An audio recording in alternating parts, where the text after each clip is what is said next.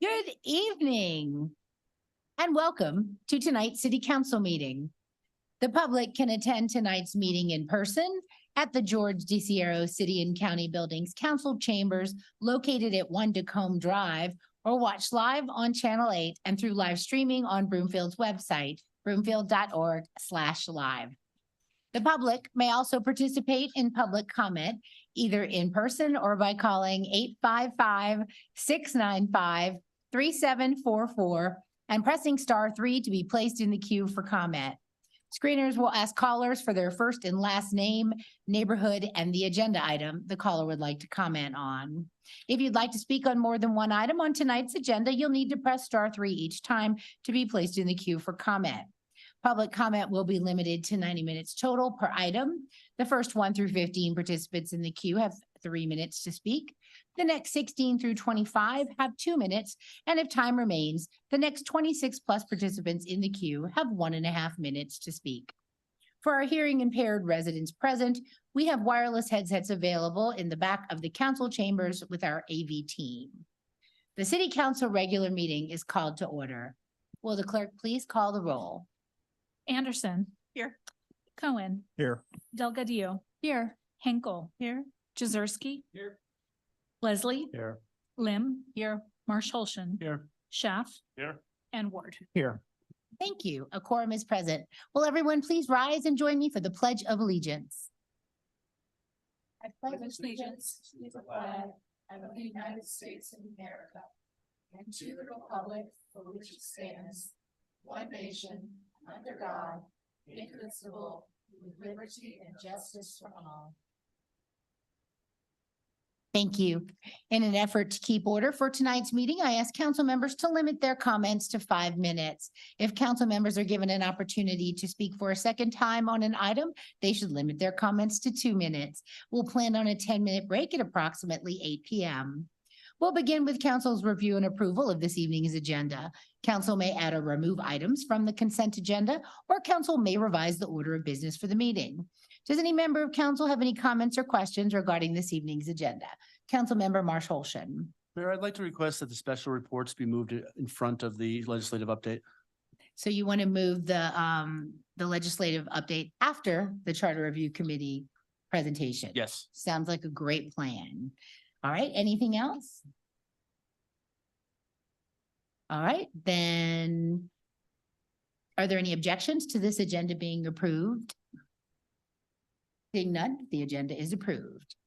The first item under petitions and communications this evening is a proclamation declaring November 25th, 2023 as Small Business Saturday in Broomfield. Will the representatives here to accept the proclamation please come meet Mayor Pro Tem Jaworski? His last proclamation at the podium. I'm going to say this. There's one more. Yay, Mayor Pro Tem. Welcome, and please introduce yourselves after you give a fond farewell to Mayor Pro Tem.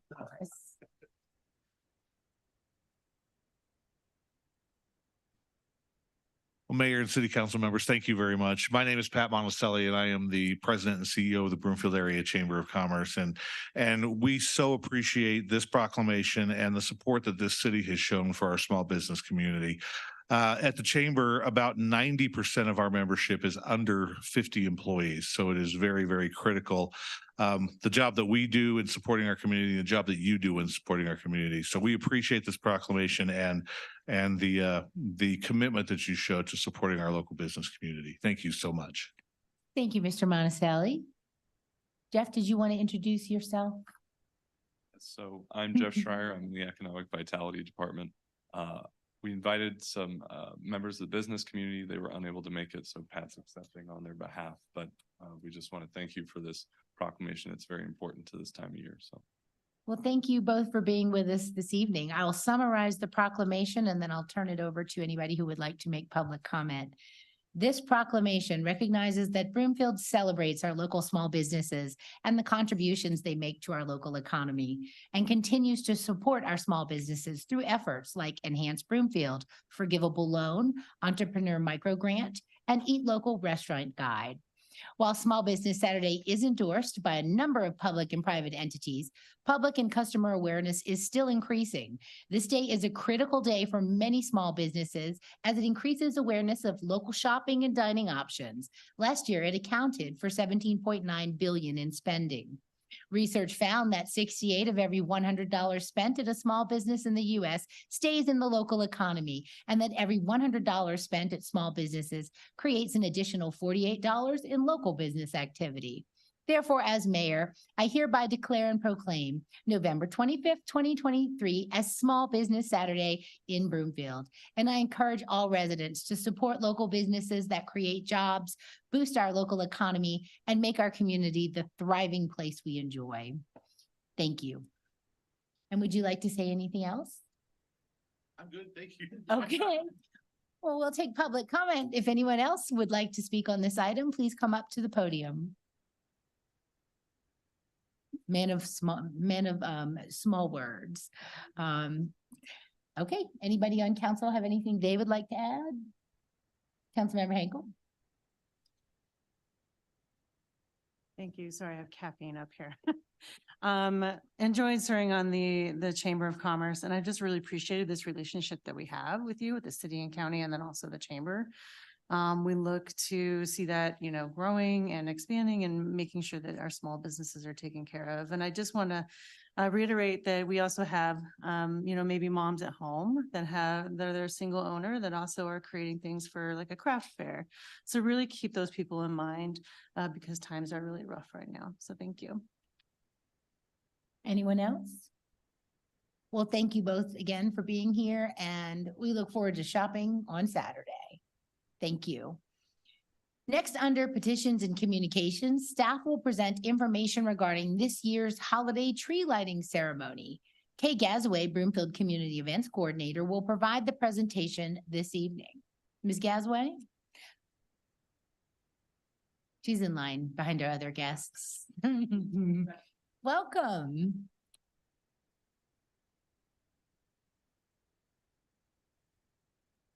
Thank you.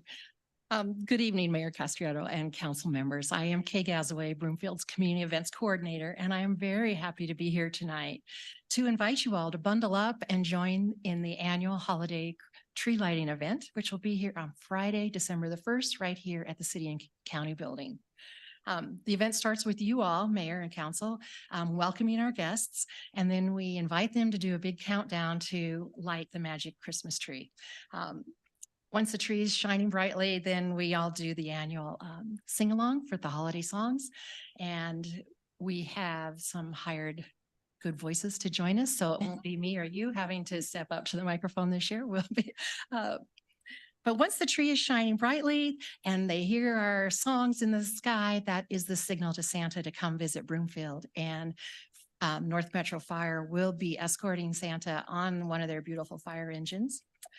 Santa will be here in the building all evening, so any and all children will be able to have time to visit with Santa. So in addition to that, we have some really great music lined up that evening. We have two stages. The outside stage will have Coyote Ridge Elementary, Birch Elementary, and Meridian Elementary choirs, and the Mountain View Elementary Sign Language Choir. And then inside will be the Broomfield Civic Chorus and the Colorado Repertory Singers. In addition to that, we're going to have hay rides outside. We'll be right out here, and guests can ride through the park and enjoy all the beautiful trees that our Parks Department has worked so hard to get illuminated. There will be complimentary holiday cookies baked by Broomfield's own Enchanted Oven Bakery. And then new this year, we're going to have some specialty hot drinks that are available for purchase from our friends at Kona Ice. They have a new coffee truck, so they'll be here that night too. So that's a quick overview of the event, and we're looking forward to a really wonderful evening together as a community, and I'm happy to answer any questions if you have any. Thank you so much, Ms. Gazaway. I'm sure it's going to be a well-organized event as always. If anyone would like to make any public comment on this, please step up to the podium. Then we'll go to council. Council have any questions or comments on the tree lighting? Well, it's a great way to kick off the holidays, so we're looking forward to it. And thank you for all the planning that you put into it. Thank you. Speaking of holidays, before we begin our public comments, it's Diwali, the Festival of Lights, and we have some special guests here with us to help kick that off. I'd like to introduce them from our Indian community, and they want to tell us about the upcoming Festival of Lights. Well, it's kind of going on. Would you please come up, HG, Mr. Parsa? Thank you. No, Mhm. HG is fine. Namaste, everyone. Namaste. Okay. I saw the beautiful lights out there. Now I know it's called Festival of Lights. Thank you for celebrating Diwali this way. We have a whole community here for you, with you. Thank you. Thank you. We have special Indian treats. So whole community is here Thank you. and celebrating with you. This is tradition for a Festival of Lights. We share sweets and pastries. And the plates you are getting are compostable. They came all the way from India, Thank you. all the way from India. Yeah. Wow. Second one is idea is sharing. Thank Councilmen are supposed to open and share with each other. Holiday season, open a package, share with somebody next to you. That's the idea behind it. That's why we got one package for two. Diwali is a festival of lights. It symbolizes good over evil, good over evil. Thousands of hundreds of years ago, King Rama conquered whole India, even built a bridge to Sri Lanka, 14 miles long, and crossed Sri Lanka, defeat the last king, established rule of the law in India hundreds of years ago. So the bridge they built, guess who found it? It's NASA. NASA was curious, what are those? Oh, that's a bridge that was built hundreds of years ago. Water level raised under the water, still there, still there. So why Rama is important? He's the first king to establish rule of the law. The rule of the law. He established, according to his administration, the land belongs to people, not to the king. Land belongs to people. They pay taxes. That's it.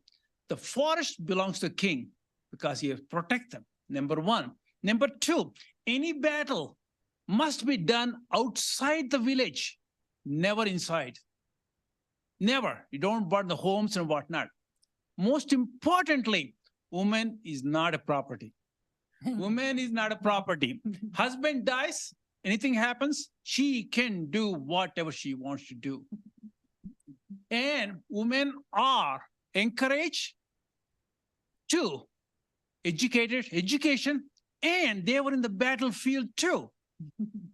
This one thing great about India is women were given equal rights as men. Of course, we all know Indira Gandhi, Prime Minister, 1970s, and Golda Meir in Israel too. So idea is woman has equal rights. She can get educated. She can, anything man can do. It was there hundreds of years ago. That's the reason why we celebrate. This is the day Lord King Rama was coronated. We're celebrating with Festival of Lights, and that's what you have. First, I want to thank our mayor and councilmen making Broomfield the beautiful. Broomfield the beautiful. You're celebrating Diwali with us, with the Festival of Lights. As Indian American community, we're delighted that you are allowing us to prosper and contribute, be a productive citizen of our community. Mayor and councilmen, we can't thank you enough. Give us a big hand, please. Lastly, I want children to come out, sing a couple little songs from India. Okay. It's a Sanskrit songs. Oh, wow. Go put it out. Then I won't be able to sing along. Yeah, one at a time. She figured it out, there's two there. Yeah, go ahead. What's the? No, oh, introduce. This is Snigdha. Yeah, sorry, I made a mistake. My fault. That is Snigdha. She's only too far from here, and she's brilliant. She knows so many songs. She chose one song specifically for you. शक्तिसहितगणपतिं शङ्करादिसेवितं विरक्तसकलमुनिवरसुरराजविनुतगुरगुहं भक्तानि पोषकं भवसुतं विनायकं भक्तिमुक्तिप्रदं भूषितङ्गं रक्तप्रदं भुजं भवयामि शक्तिसहितगणपतिं शङ्करादिसेवितं विरक्तसकलमुनिवरसुरराजविनुत कुरगुहम्.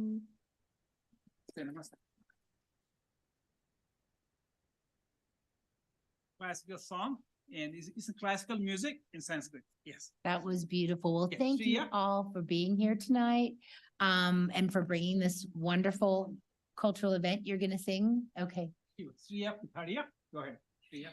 सर्वमङ्गलमङ्गल्ये शिवे सर्वार्थसाधिके शरण्ये त्र्यम्बके गौरी नारायणे नमोस्तुते. Thank you. That's a special Diwali song. Well, I'm glad I didn't move on. Kind enough. May I take a picture with you, Mayor? and Yes, let's Councilman? all take a picture in front. Yeah. Council, would you like to join me in front of the dais? Thank you all. Namaste. Happy Diwali to you all. Happy Diwali.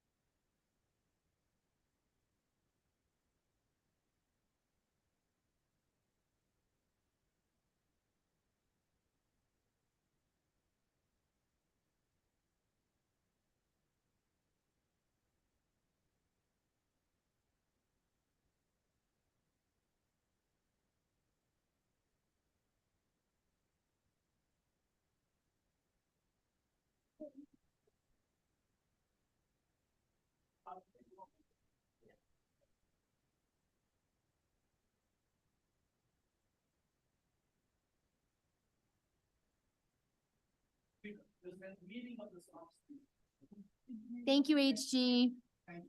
Happy Diwali. Namaste. So now we're going to go to general public comment.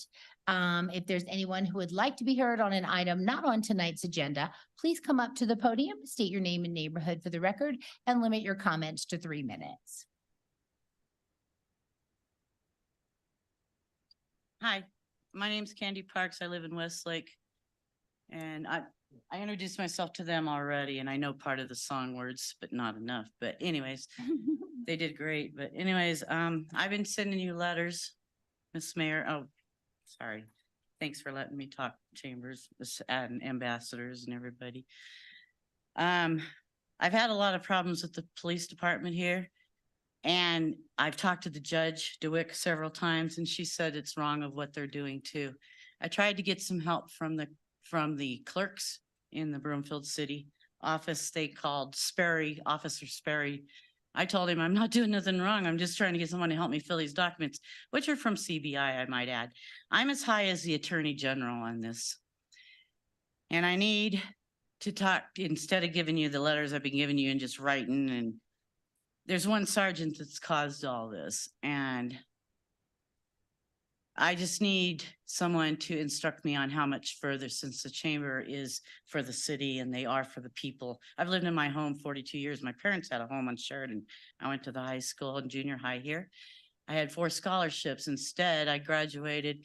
I turned 18 in May, graduated in June, and got married in July in 1977. And I lost my husband in October 4th. And I'm having a hard time with all this. My insurance even canceled on me because of a renter that became a very rude person. And I needed a roof, and a tree hit my house and hit my neighbor's house. He said he's fine, and my house, even my farmer's agent said they're illegal shingles. Well, being 64 years old, I don't make much money, and I'm having a hard time with all this. My daughter's even lied on the death certificate of my husband. So I got that fixed too. I used to work with an attorney in the stock market, 275 guys, a few girls, Hannafin Imhoff. And I know stocks. I'm not stupid, and they've got me as incompetent. I went to their classes. I did what I was supposed to do. Even the judge said this is wrong, what they've done to me. I don't know where else to go. I've got over 200 attorneys I've talked to that won't take the case against them. So I thought I'd come up here and listen to the chamber's meetings, which I've had no problem with them, and I didn't even talk. I know I gave you quick letters, and I know your girl came and talked to me and Chris. That certain sergeant said exactly to me when the mailman, his wife, and her kid of 28 years old stole out of my garage. I called the police department. They didn't even come to my home, which is against the law. They stole the carburetor that was in the oil out of my husband's motorcycle. That was in April, and he died in October. I'm 3 seconds of running out of time. This is why I had to stand instead of sitting there and having them do what they're doing to me. That is wrong. Farmer's insurance canceled on me. My home has $30,000 damage with a roof and everything in it. Where do I go? Especially when your clerks kicked me out up here with documents that I need help filled out. And I know it's against the city, and I know it's against the police department. And I didn't want to go that far because I've lived here since 1975. Where do I go? What do I do? Thank you for at least saying all that. We were married 48 years. My kids went to school here. My grandkids went to school. I finally got to meet one of my great granddaughters at my husband's funeral. Not even funeral. We haven't buried him yet. Now she has another child. I just found out because my whole family quit talking to me over this. And that's destroying me. My mom and dad are still alive, and my father worked at your water place. Westminster's probably your sewage place. And he's seen some bad things happen there. And he wants to come to the trial. I don't want him there because he has dementia. But he told me in 1975, don't mess with the cops. He was a security guard. He did jailing in Delta County. I didn't do anything wrong. Oh, I left 10th grade to get my lunch money. I left it home. I was taken to jail. I'm holding the October 1975 get out of jail from Monopoly's game that my father gave me. I thought I was going to get a belt across the mouth. Well, Ms. Parks, this sounds like a much larger conversation than we can hold right now. And I know, and I'm so stopping. I appreciate you coming in, and we will circle back with you. Thank you, because they don't. I will. And nobody does. And I need some answers. I will circle back with you. Thank you very much, Mayor. And I'm sorry for the crying. I'm sorry for the bad life. This is 3 years that this has happened in, and I've lived here since 1975. Thank you. And thank you for letting me talk. Of course.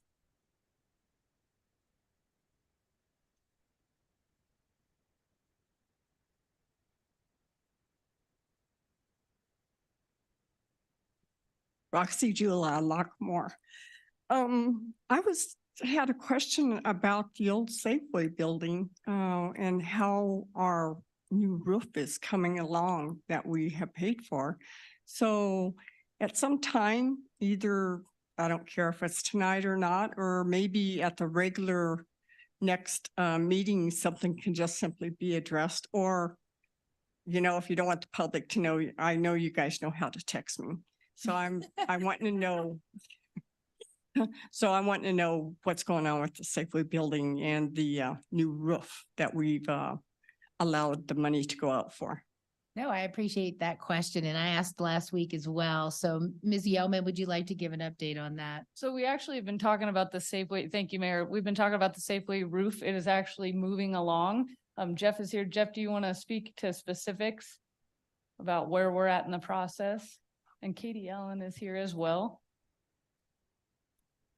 She. I think it's a great time for a Safeway update. don't That's y'all? right. Real time. Well, I didn't see Katie sitting there, so actually it's, Katie has all the good news. That's right. So I'm gonna let Katie speak. Excellent. Thank you. Ms. Allen? Good evening, Katie Allen, City and County Engineer. Yeah, the project started about a week ago. If you drive in front of it, you can see safety fencing for the contractor up there. They're in the middle of removing the old roof and inspecting the substructure. And then they're going to be repairing the parts that are too rusted and before the new roof goes on. But anyway, it's underway. Excellent. Mayor, if I could, I'll just add one thing because I know that you and many of the council members also have this question that's related to it. The wrap and some of the banners that we're going to be putting on the exterior side. So this is in addition to the roof repairs. That contract has been signed. We're working with them, the purveyor, who is actually a Broomfield company.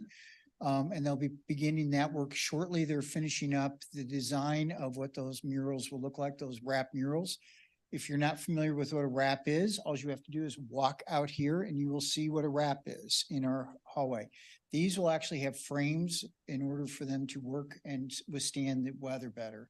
But that work will be beginning also. So you'll see both sides of it starting to make the improvements. Thank you so much, Mr. Romine and Ms. Allen. There, you got your answer. Anyone else for public comment? I don't see anyone on the phone. So moving on to council's community and event updates. Does any member of council have an update this evening? Councilmember Shab. Thank you, Mayor. I'm glad to go first. Broomfield High School soccer team wins state. Can we? Yeah, we need to invite them in. Very exciting game. Took place down in Colorado Springs at the Switchback Soccer Stadium. First goal scored, and you can check all of this out on 9 News. They did a great highlights reel. First goal was scored by a bicycle kick. If you don't know what a bicycle kick is, go to 9 News and figure it out. It was phenomenal. Broomfield scored first. Unfortunately, Denver East scored just minutes later. Game went into double overtime, sudden death.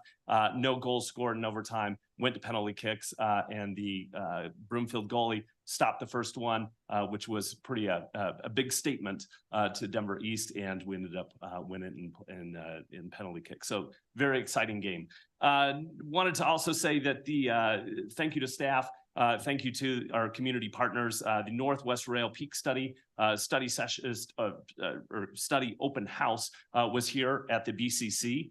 Was well attended here. They were up in Longmont the night before, not as well attended. So good turnout, Broomfield. A lot of great information. This is the open house portion. I know that Councilmember Jean Lim was there as well.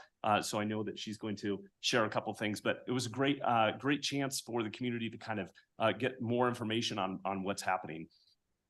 Wanted to also update the Rocky Mountain Metropolitan Community Noise Roundtable met earlier this month. The nighttime voluntary runway use has shown some positive impact, that there is a decrease in noise and noise complaints coming during that nighttime from 10 p.m. to 6 a.m. So that's a good thing. The consultant that is working with the Community Noise Roundtable will continue to have further conversations with the FAA and the air traffic controller on those potential VFR routes and looking at those. So we'll get another update in the beginning of December. And then to my council colleagues, just a reminder, the roundtable did move forward with the 2024 budget approval, and the reminder that the 2024 contribution from each member was the original IGA of $3,600. So thank you, Mayor. That's all I have. All right, thank you. Councilmember Henkel. Thank you. I don't know if mine's as exciting. That sounds really cool. Thank you for sharing that. I just want to mention that Friday, I'll be chairing the Metro Area County Commissioners meeting. We'll be welcoming Denver Mayor Johnston, who will provide an update on the migrant influx situation. And we'll also have a quick overview on how Denver County intends to utilize Prop 123 funds. MAC has decided to advocate for homeless supportive services within the Prop 123 funding. And so we will be looking at that on Friday. Thank you very much. Thank you. Councilmember Marsh Holshan. Thank you, Mayor. So I serve on the National Association of Counties Steering Committee on Finance, Pension, and Intergovernmental Affairs. We had our monthly meeting this last Monday. Primarily, the update was on, if anyone is paying attention, the federal government is set to shut down at midnight on Friday, which does impact us at local level because of a lot of our, especially our HHS funding comes through the federal government. The good update right now is that Speaker Johnson has proposed a continuing resolution through January and February that looks like it has bipartisan support. It would not have any program extensions, but it is a clean CR that doesn't include any spending cuts. It also doesn't include any foreign aid, but no spending cuts at the current time. So that's encouraging for right now, but we'll keep an eye on that. So Thank you very much for that update. Councilmember Lim. Yes, the only thing I have to add to what Councilmember Schaaf said about the Northwest Rail Open House is that there's a virtual open house that's continuing online. So if you want to see the plans for Broomfield in particular, you can go online and there's a way to leave comments for that if you didn't get to attend the open house itself last week. On November 6th, the CARES Coalition held an event where we had the Youth for Youth presentation. And that was interesting. It was to hear what a study found out that youth recommendations would be for how to address barriers to activities and create safe places in our communities. In particular, what they suggested was that there be better targeted communication for youth from our city, and that there would be space in our rec center and outdoor space for youth activities. I'm the council representative in that group. Upcoming events, tomorrow morning is a senior walk with the chief that begins at 10 a.m. in front of the Broomfield Community Center. And this Saturday is the Jingle Bell Market Craft Fair in Broomfield Community Center. Thank you. Thank you. Anyone else? Well, I just wanted to do a plug for our amazing food bank and family resource center, Broomfield Fish. They did have a ham and turkey drive on Saturday for just a couple of hours, but they still need about 100 more. And you can still drop off hams and turkeys during business hours so that they can ensure all of our clients, their clients and our residents in need have some good food for Thanksgiving. So spread the word. They're still taking turkeys and hams at Fish this week. Thank you. Council's consideration of the consent agenda is next. The clerk will read all of the consent agenda items by title, and then there'll be one opportunity for public comments and questions from council. Will the clerk please read agenda items 7A through 7D by title? 7A. 7A, approval of minutes from the regular meeting of October 24th, 2023. 7B, resolution number 2023-141, authorizing Great Western Reclaimed Treatment Filtration Strainer purchase. 7C, resolution number 2023-145, approving a revocable permit between the city and county of Broomfield and NBG LLC for 2 planter boxes and a bike rack to be located in the right-of-way at 8,000 Arista Place. 7D, resolution number 2023-146, approving an intergovernmental agreement regarding funding of major drainage way planning and flood hazard area delineation for Big Dry Creek, ADCO tributaries downstream of I-25. Thank you very much. We'll now proceed with public comments, starting with in-person on these items. If anyone would like to be heard, please come up to the podium, state your name and neighborhood for the record, and limit your comments to 3 minutes. I don't see any online, so we'll move on to council member comments. Does any member of Councilmember Lim? I have some questions on 7B, the filtration strainer purchase.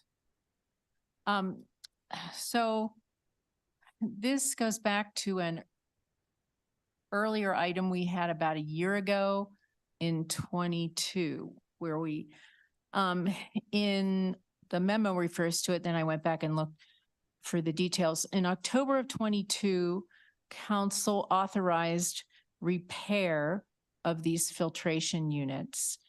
And we allocated $314,160. And there was a note in that memo that said it was at the recommendation of Burns and McDonnell engineers that the city's check into replacing these check into repairing the units instead of replacing them. So that's what we did. We allocated $314,000 for that. The memo now that we have before us to allocate $515,000 for new filters says that it was determined that the filters strainers could not be repaired. And now we're allocating money, $515,000 to replace them. So my question is, did we expend all of that $314,000 that we allocated in October 22 in order to find out that they had to be completely replaced? Or is some of that original $314,000 not expended? Because we found out sooner than the entire repair bill came due that they needed to be replaced. So I'm going to ask our Public Works Director, Ken Rutt, to join us to address that question.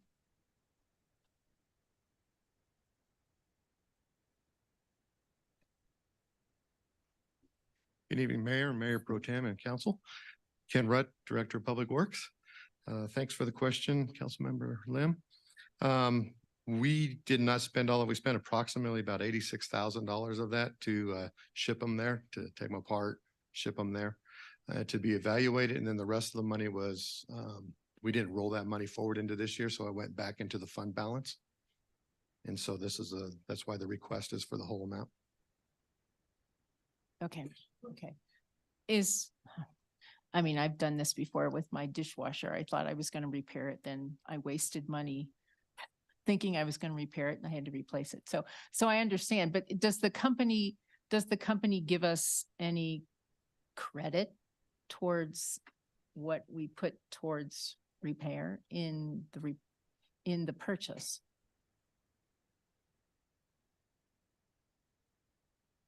No, the units were in a condition where when they tore them apart, it was unfixable. Okay. Basically, they had to really rebuild a unit. So there was no credit. Okay. And it said there's only one distributor in the United States. That is correct. It's out of Pennsylvania. They're the only ones that manufacture this particular unit. Okay. And it was Burns and McDonnell that gave us the recommendation to try to have them repaired. Is that correct? That's correct. We hired Burns McDonnell to help us evaluate the unit. Obviously, we didn't take it apart. It's approximately 10 foot tall and about 8 foot in diameter. So they evaluated from the outside, looked at the various components that we could see, and made the recommendation to send them back to the manufacturer to evaluate the conditions of the units. Okay, thank you. Thank you. Any other questions or comments from council? All right, before asking for a motion, I want to remind everyone that item 7D contains an intergovernmental agreement which requires 2/3 approval of council. Is there a motion by council that the recommendations contained in the staff reports for items 7A through 7D be approved? Councilmember Delgadillo. No moved. Thank you. Is there a second? Councilmember Ward. Second. Thank you. Is there any discussion? All right, all those in favor? Any opposed? That passes unanimously. There is no business before the Board of Social Services this evening. The first item under council business this evening is council's consideration of proposed resolution numbers 2023-147 and 2023-148 regarding the Broomfield Tanks project redesign. Council has a copy of the agenda memorandum, which I'll ask our staff to summarize. Thank you, Mayor. I'd like to invite Katie Allen, our city and county engineer, up to the podium to walk us through this item.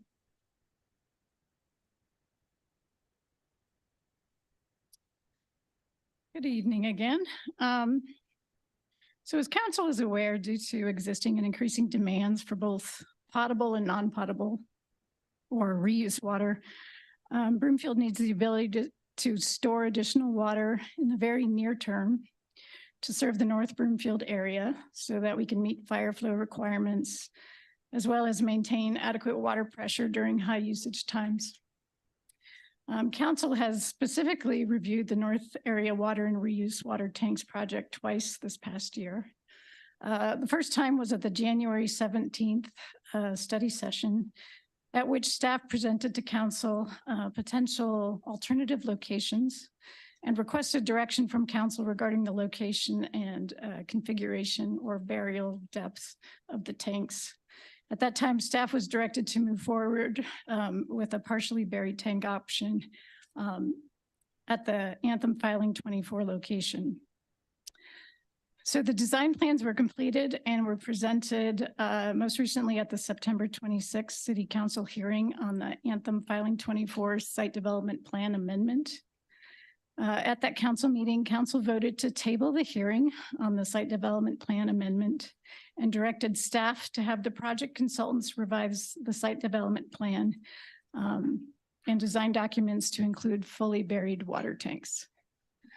So as directed, staff, we worked with a consultant to provide a scope of work for the additional services needed to complete the updated site development plan and construction documents for fully buried tanks. The additional design work will include revising the site development plan site drawings, updating the color renderings, redoing the site grading plans, updating the drainage report, performing additional geotechnical borings and updating the required geotechnical report. Revise the tank modeling with the change in depth, revise the yard piping design for depth changes, update the structural calculations and update the pump station design based on that updated modeling. They will also complete a technical memorandum to estimate the operational and maintenance costs for the fully buried tanks. That additional design effort was estimated at $722,114 and is estimated to take 6 months. Proposed resolution number 2023-147 will approve Amendment 2 to the consulting agreement with Burns and McDonnell in the amount of $722,114 for that additional scope of work. Additionally, Broomfield has been working with Garney Construction for the past 7 months during the design process to perform constructability reviews and provide construction cost estimating. Staff strongly recommends extending their Garney's pre-construction services agreement through this extra 6-month redesign effort to continue to provide constructability reviews and cost estimating. Their original service agreement was for $191,000 for 7 months. The additional 6 months will increase their contract by $141,444, and this requires council's approval.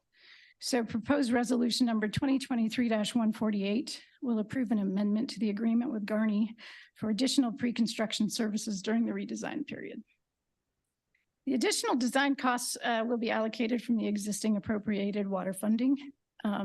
However, any additional cost increases which are anticipated for construction will necessitate a future budget amendment and a reanalysis of water rates and fees to ensure sufficient revenues are generated to cover the additional costs.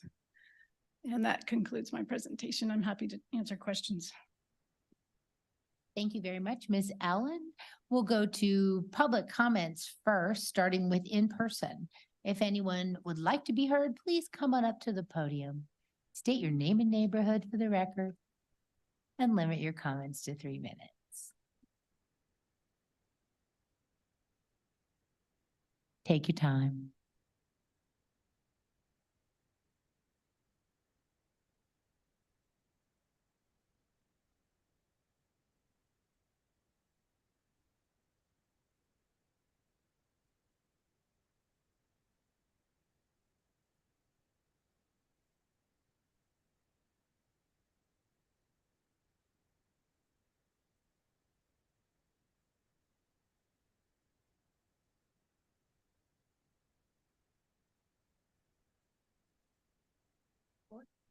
You can try it.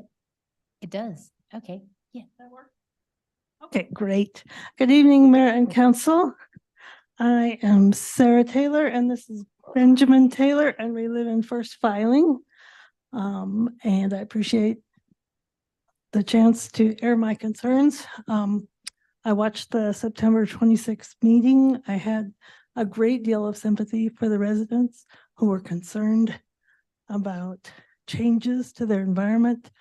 I've lived in Broomfield for 35 years and there have been a lot of changes and I didn't like a lot of them, but they go forward nonetheless. I am, Benjamin and I went up to the Anthem Hilltop Trail. We made it to the Outlook, even though it was a little dicey with the wheelchair. I wouldn't want to try it if it was wet. It was gloriously beautiful. It was a nice 180-degree view. Probably not the best in Broomfield, as they said, but probably in the top 10.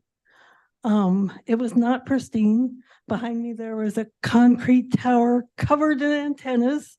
There was a ton of traffic noise, even though it was only 3 in the afternoon. It was lovely, but it wasn't worth sacrificing the water that we need for all those residents in the north.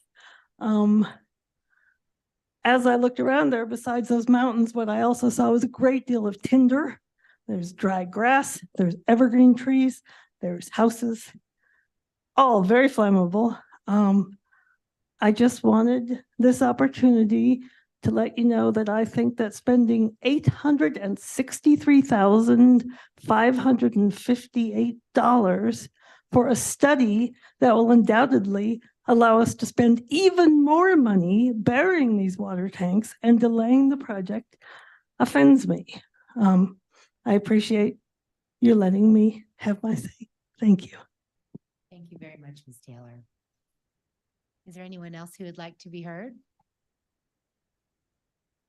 I don't see anyone online either, so that is our only comment. Next is questions from council. So members should limit themselves to questions during this portion, and the time to introduce amendments and state positions for or against this item is later. Are there any questions from council? Councilmember Marshall. Just a quick question for staff on the numbers. In the memo, it's the 722,114 and also the 191. But in the first resolution, it says we're approving an agreement for 2.7 million. Can you clarify the different amounts?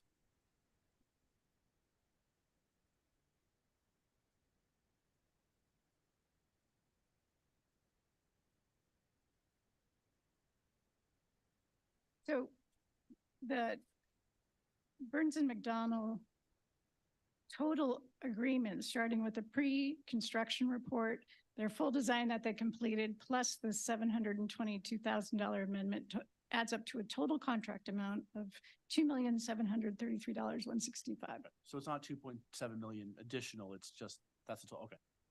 That's the only question I had. Thank you, Mayor. All right, thank you. Councilmember Shah. Thank you, Mayor. So I just have a couple questions on this. So at this point, the location is still going to be the Hilltop site. We are not moving to one of the alternative sites. Correct. We would stay within our tract that was dedicated. Thanks. And so this Hilltop site has been planned and communicated to the Anthem Reserve homeowners for the future tank site. Those other alternative sites, those were not communicated in terms of a possible tank site. Is that correct? That's correct.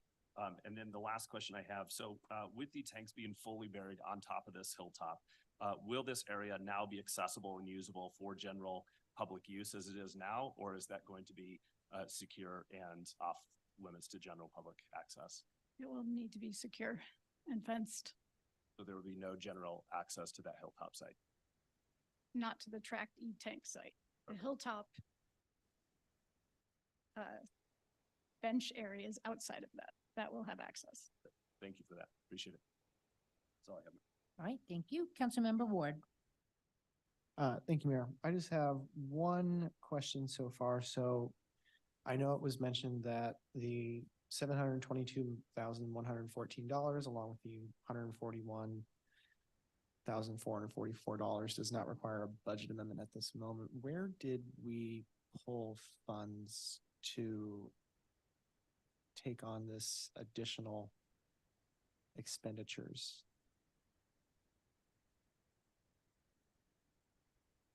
So I believe that the project itself was funded.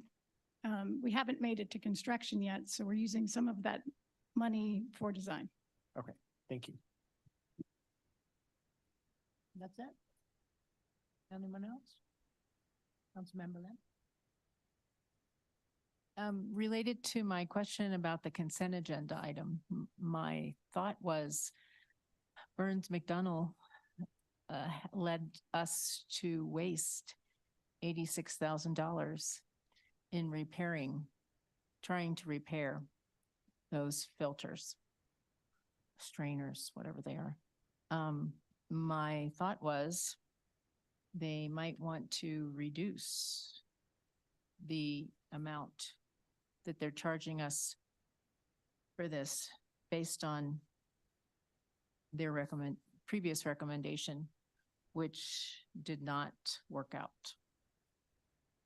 I don't know if the staff has ever engaged in such discussions, but that was the reason why I asked about the earlier problem in the consent agenda. Does staff have any response to that?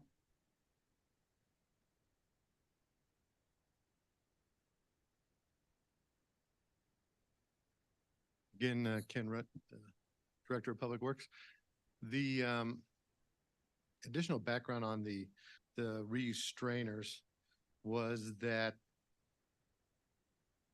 no matter what we did, we needed to spend that money to get the evaluation from the manufacturer.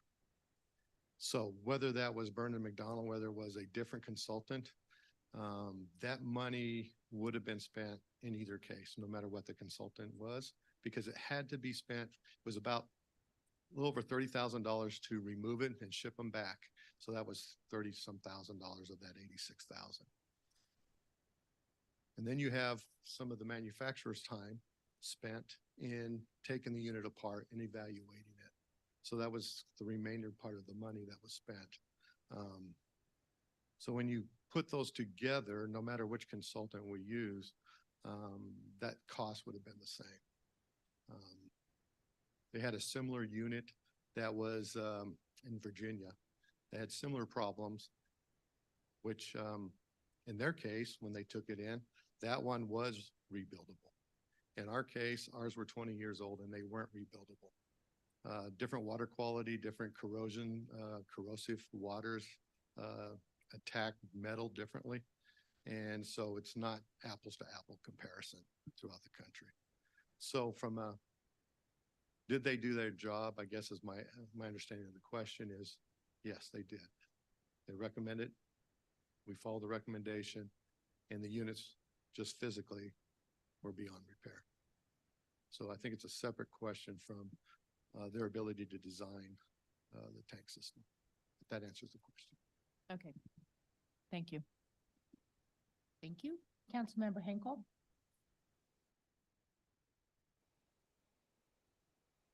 All right, thank you, Mayor. Okay, so the 722,000, is that, since we didn't really compete for this bid, is it a maximum? And if they spend less, are we spending less, or what does that look like?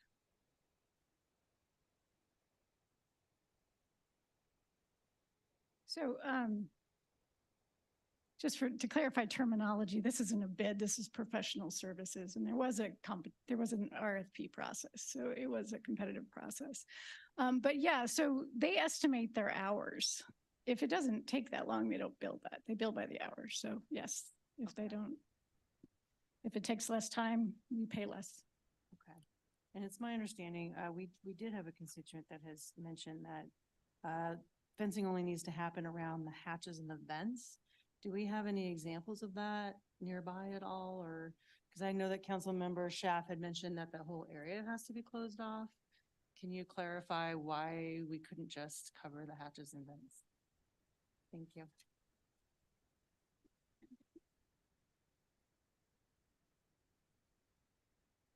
Okay, we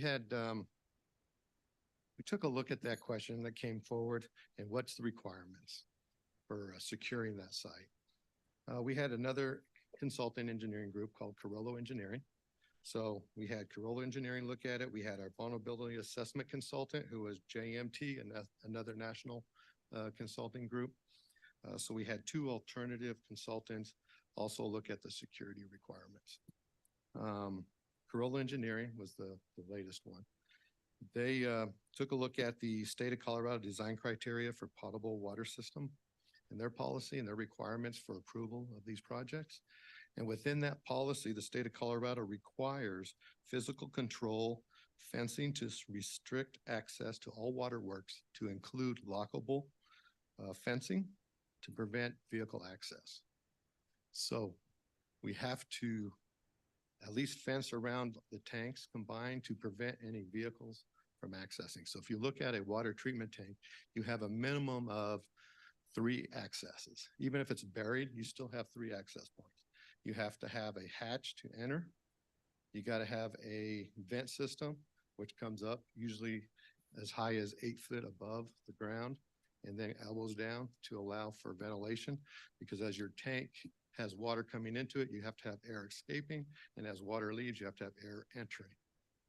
That is only secured by like a screen fence, screen door, screen, from your window. That's how that is secured to prevent, bugs from coming up into the system. And then you have your hatch, and then you have to have sampling ports. So a lot of times you have 2 hatches, one, so when you enter into it, it's a confined space, so you have to have 2 entry and regress locations. So typically there's 2 entry hatches, plus the ventilation hatch, plus the sample hatch. So you have 4 access points at each tank. So if you were to, and you have this tank, which is 160-foot diameter, these are placed all over the tank, opposite sides. And then the vent is usually in the middle, sample port somewhere in the middle. So to screen each one and then to have a vehicle access restriction, the state's really looking at, you got to fence around that tank, at least the perimeter of that tank. Whether we do the whole property is a different question, but at least around the tank needs to be secure to keep vehicles from traveling on top of it, or to damage those access, allowing access to the tanks. Because you got to remember, once that water leaves the treatment plant, we have no ability to stop it from going to your house. So we have to secure that water source. Last week, the CIAC, which is Colorado Information Analyst Center from the Department of Public Health, issued a alert that there's an increased activity of tampering and vandalism at water systems and tank systems throughout Colorado. We experienced one of those recently. So the security of the water tank is critical, and that's why the fencing, why the Colorado Department of Health recommends and requires as part of their design criteria to fence and secure it. Thank you very much. No further questions. All right, thank you. Next is Councilmember Mayor Pro Tem. You were. I'm next. Couple quick questions. So just want to make sure I understand this. So we're estimating $700,000, give or take, to do a study to find out what the cost is going to be to fully bury the tanks. And then also, are we still estimating the cost of the fully buried tanks to be somewhere in the range of an additional $8 million? Mayor Pro Tem, the 722,000 is for complete redesign, construction documents, site development plan. It's not a study. Okay, And yes, we are anticipating the construction ad for the fully buried tank to be somewhere around 7 million. okay, so, Don't hold me to that. I'm not an estimator. I but get that. we'll get Okay, to so that. 700,000 plus is for the a redesign of it, and then another 7 million for the actual construction of it. And that's in addition to the money that's already been spent or Correct. estimated. Yes. Okay. And then what's the, I just need to refresh myself, the defaults, if we gave you whiplash and voted no on this today, what's the default? I'll answer What do we that go back to? question, Yeah. Mayor Pro Tem. If council declines to vote on the contracts tonight, our recommendation is that you give direction to staff to reset the site development plan hearing on the North Water tanks and continue that tabled discussion for consideration of the original design. Okay, and that was the half buried tanks, was that right? Yes. Okay, thank you. All right, thank you. Any other council member questions? Councilmember Anderson? I just have one additional question, and this is on the, what percent in the design completion, like the 30, 60, 90, the full 100%? When can we get a quote that's fairly accurate to know if that 7 million is, is the number, if it's a couple million less, couple million more? Are there specific points where you don't have to go all the way to 100% to get that estimate?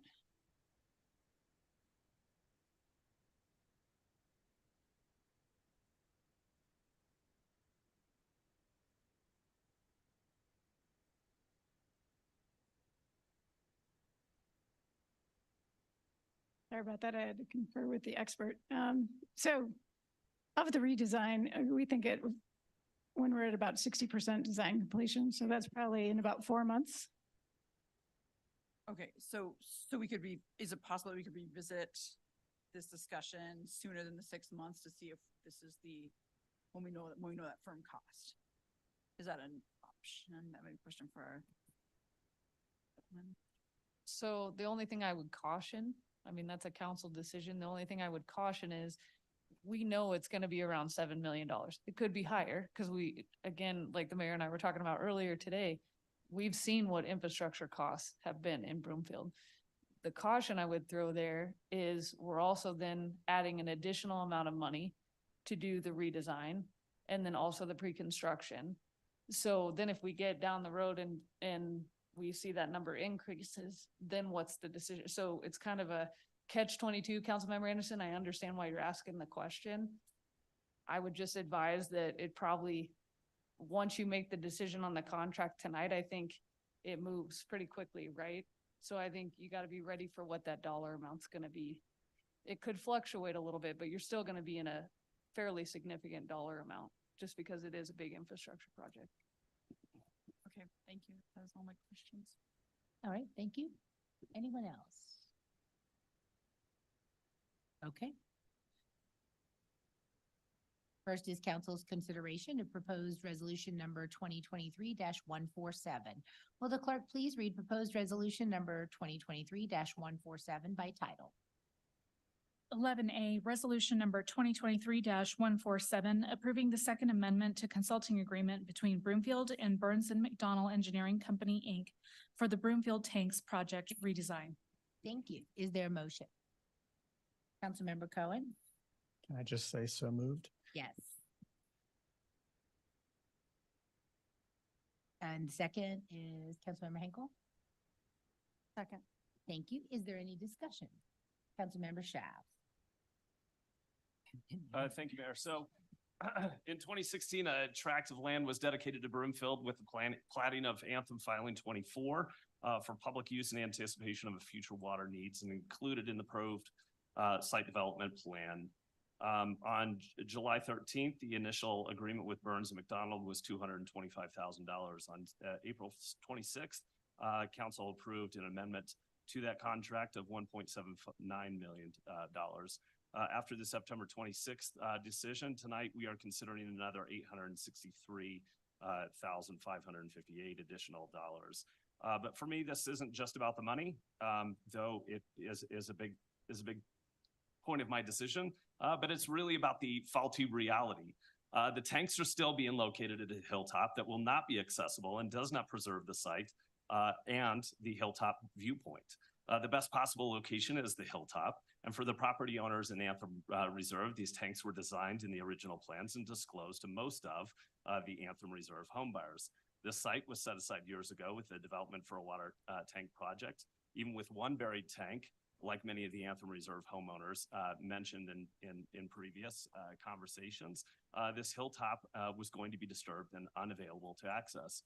I appreciate the due diligence of staff to answer many of the questions of residents and even complete an alternative site analysis. I greatly appreciate council's initial willingness to partially bury the tanks to decrease the visual impact. This project has not only ensured the engineering standards of proper water needs, but also has accommodated some of the requests of the residents, including an alternative site analysis. I am in complete opposition to the redesign. I would urge my council colleagues to not proceed with the contract amendments and instead to direct staff to reset the SDP amendment hearing originally tabled by council at the September 26, 2023 council meeting, so the council continue its deliberations on the SDP amendment for partially buried tanks as originally proposed. That's all I have for now. Thank you, Mayor. Right, thank you. Councilmember Ward.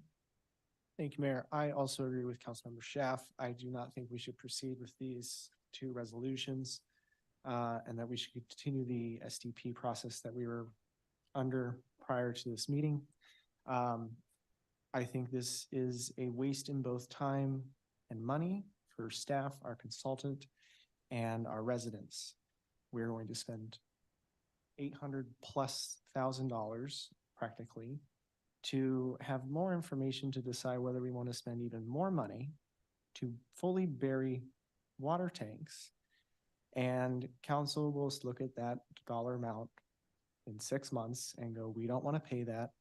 Go back and do the site development plan for partially buried tanks, and those are going to cost even more then.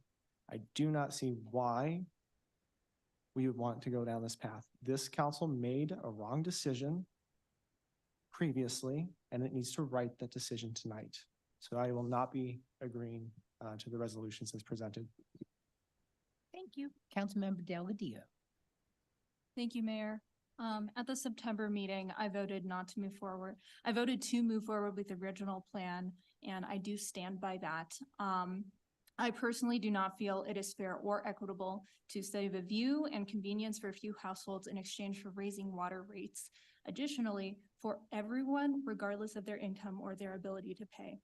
I will not be supporting this, and I am in favor of moving forward with the deliberations as it was originally planned for the buried tanks. Thank you. Thank you. Councilmember Marshall Olson. Thank you, Mayor. This has probably been one of the most difficult decisions for me on my 2 years on council, trying to figure out what to do on this project. There are a lot of concerns here.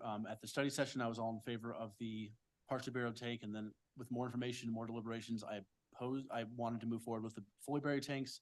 But part of my concern was on the view, and as the more we dig into it, the more we realize that the view is not going to be saved. I was one who asked staff whether or not we could just bury the hatches and maybe hide them under like faux rock or something like that. But that's not going to happen. We can't do that. The security, we just had one of our water reservoirs damaged by vandalism. That's going to cost who knows how much to fix, and going to have to increase fencing. It's just not worth the extra cost. It's $800,000 more plus $8 million more minimum. I'm going to switch my vote tonight and vote against moving forward with this contract and go back to the original SDP. Thank you, Mayor. All right, thank you. Councilmember Cohen. Thank you, Mayor. I know there's no such thing probably as a perfect project out there. Maybe there is, but we know this one is not. There are different steps I wish we'd taken along the way, but I think we need to establish first tonight that what was decided at the last meeting, and there hasn't been any new information since, was to really honor what the original decision was and the original vision back when the council acquired this land for water tanks that were intended to be buried. Obviously, in the interim, population doubled. Things changed a bit. And so we've adapted to that. What I think we're doing is honoring what was told to the people who are now living in Anthem Reserve. They were told there'd be buried tanks. And we can do that and preserve the view. I think there's been some misinformation that this project will lock off this site. That's not true. You will not have access to the water tanks, but all around the water tanks, there will be access and a view. In fact, there'll be more trail than there is there now for people to enjoy. And the view of the mountains and will still be there and accessible as they are now. The difference is we'll have buried water tanks that will be serving Northeast Broomfield and providing increased pressure for our residents up there as well. So I would ask that we continue to make the same decision as we did before. Preserve the site in perpetuity with buried water tanks instead of putting 3 large tanks partially buried, which will diminish that site for everybody. And keep it as it is basically in perpetuity and provide water pressure. This is a very long-term project. We'll be using these tanks for an extremely long time. I think we'll regret it if we don't make these measures now and do as what we promised in the last vote. Thank you. Thank you. Next is Mayor Pro Tem. Thank you. Yeah, this has been a tougher decision for me too. I'm not going to say it's the toughest decision I've had over 8 years. I could probably have at least 5 or 6 that are way more difficult than this one, but I've definitely been back and forth on this. And for the reasons I think Councilmember Schaaf mentioned today, I may be flipping my decision or my vote as well. Ultimately, it's a cost benefit analysis, and thinking back on this, I'm not sure that the additional benefits are going to be worth the roughly $8 million in additional expenses to the community. I know there are a lot of big expenses that we have coming up as a community, and arguably more important expenses. So I think we need to think about that in the future, and I think I'll be changing my vote tonight. Thank you.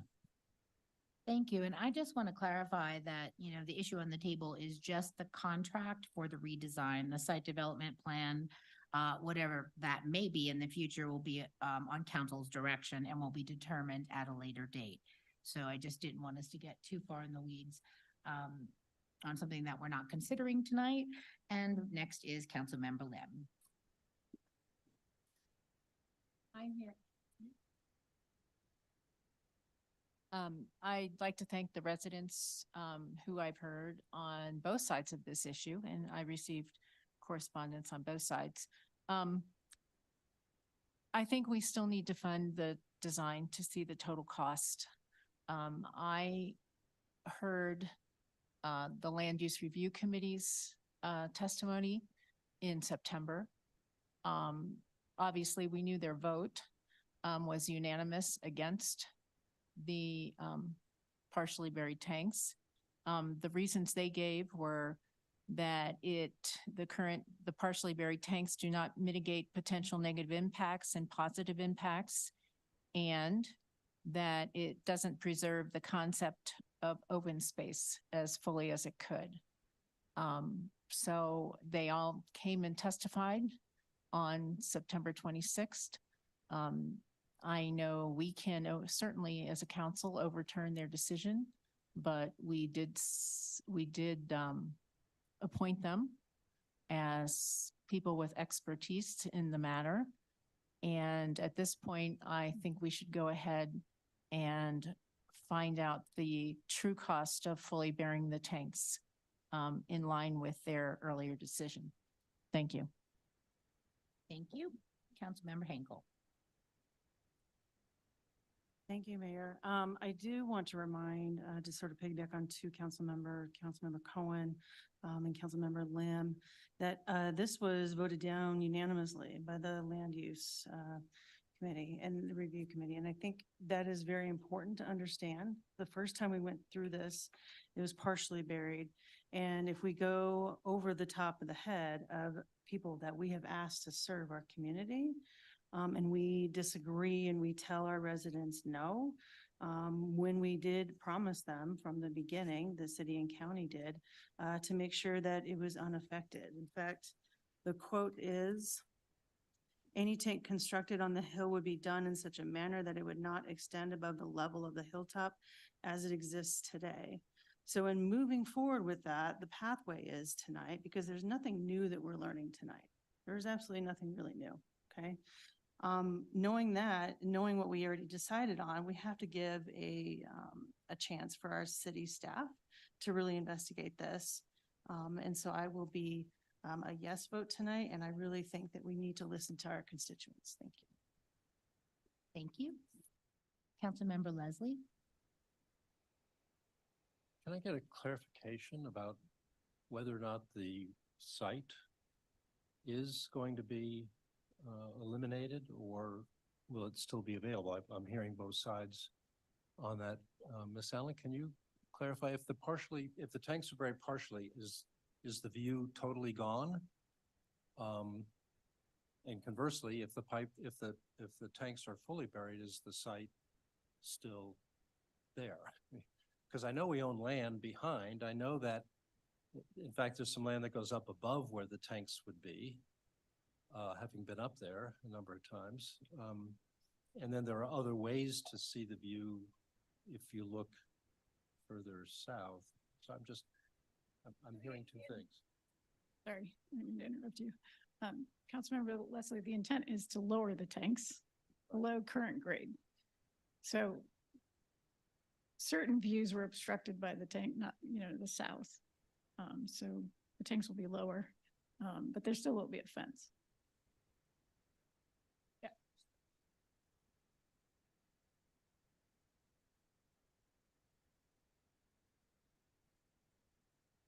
Right, I mean, there'll still be open space up there. We still, Yeah.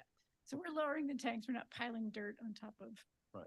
I assume that was your question. well, if the tanks are partially buried though, not fully buried. Right. Would there still be a view, still be property? We still own the open space up there, right?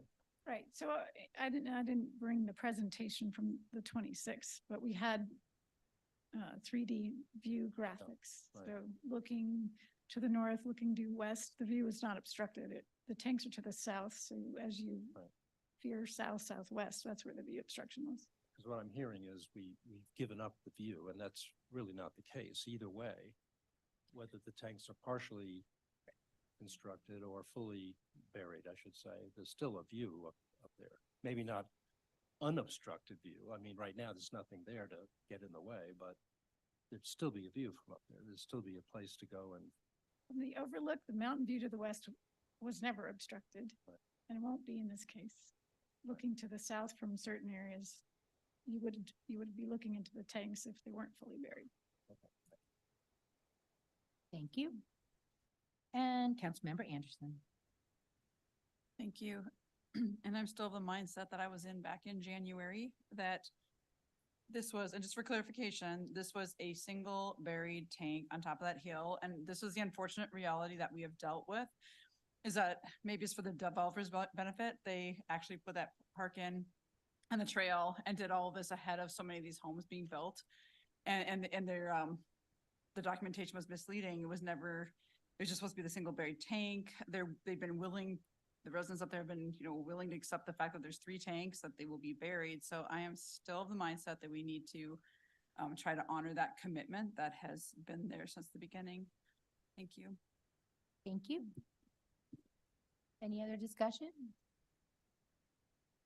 All right, then seeing no further discussion, we'll move forward to the vote on resolution number 2023-147. All in favor?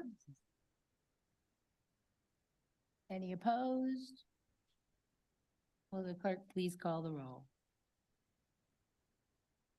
Anderson, Yes. Cohen, Yes. Delgadillo. No. Henkel, Yes. Jazerski, Leslie, Yes. Lim, Yes. Marsh Holshin, No. Schaff, No. and Ward. No. That is a tie. I'm a Ward 5 resident. And part of the reason that I ran for council in 2017 is because somehow 65 oil and gas wells got placed on public open space. The Nordstrom open space is ruined. The Davis open space is ruined. The United Pad sits on open space, public open space is ruined forever. There's a pig launcher. It's the ugliest thing I've ever seen on Huron that I'm gonna have to look at for 30 years. And I'm tired of Ward 5 being the repository for industrial waste. So I vote to save the hilltop. Yes. Thank you. Next is council's consideration of proposed resolution number 2023-148. Will the clerk please read proposed resolution number 2023-148 by title? 11A, resolution number 2023-148, approving the First Amendment to the construction agreement between Broomfield and Garney Construction for the Broomfield Tanks redesign project. Thank you. Is there a motion? Councilmember Cohen. So moved. Thank you. Is there a second? Councilmember Henkel. Second. Is there any discussion? All in favor? Any opposed? Will the clerk please call the roll? Cohen, Yes. Delgadillo. No. Henkel, Yes. Jaworski, Leslie, Yes. Lim, Yes. Marsh Holshan, No. Schaff, No. Ward, No. Anderson. Yes.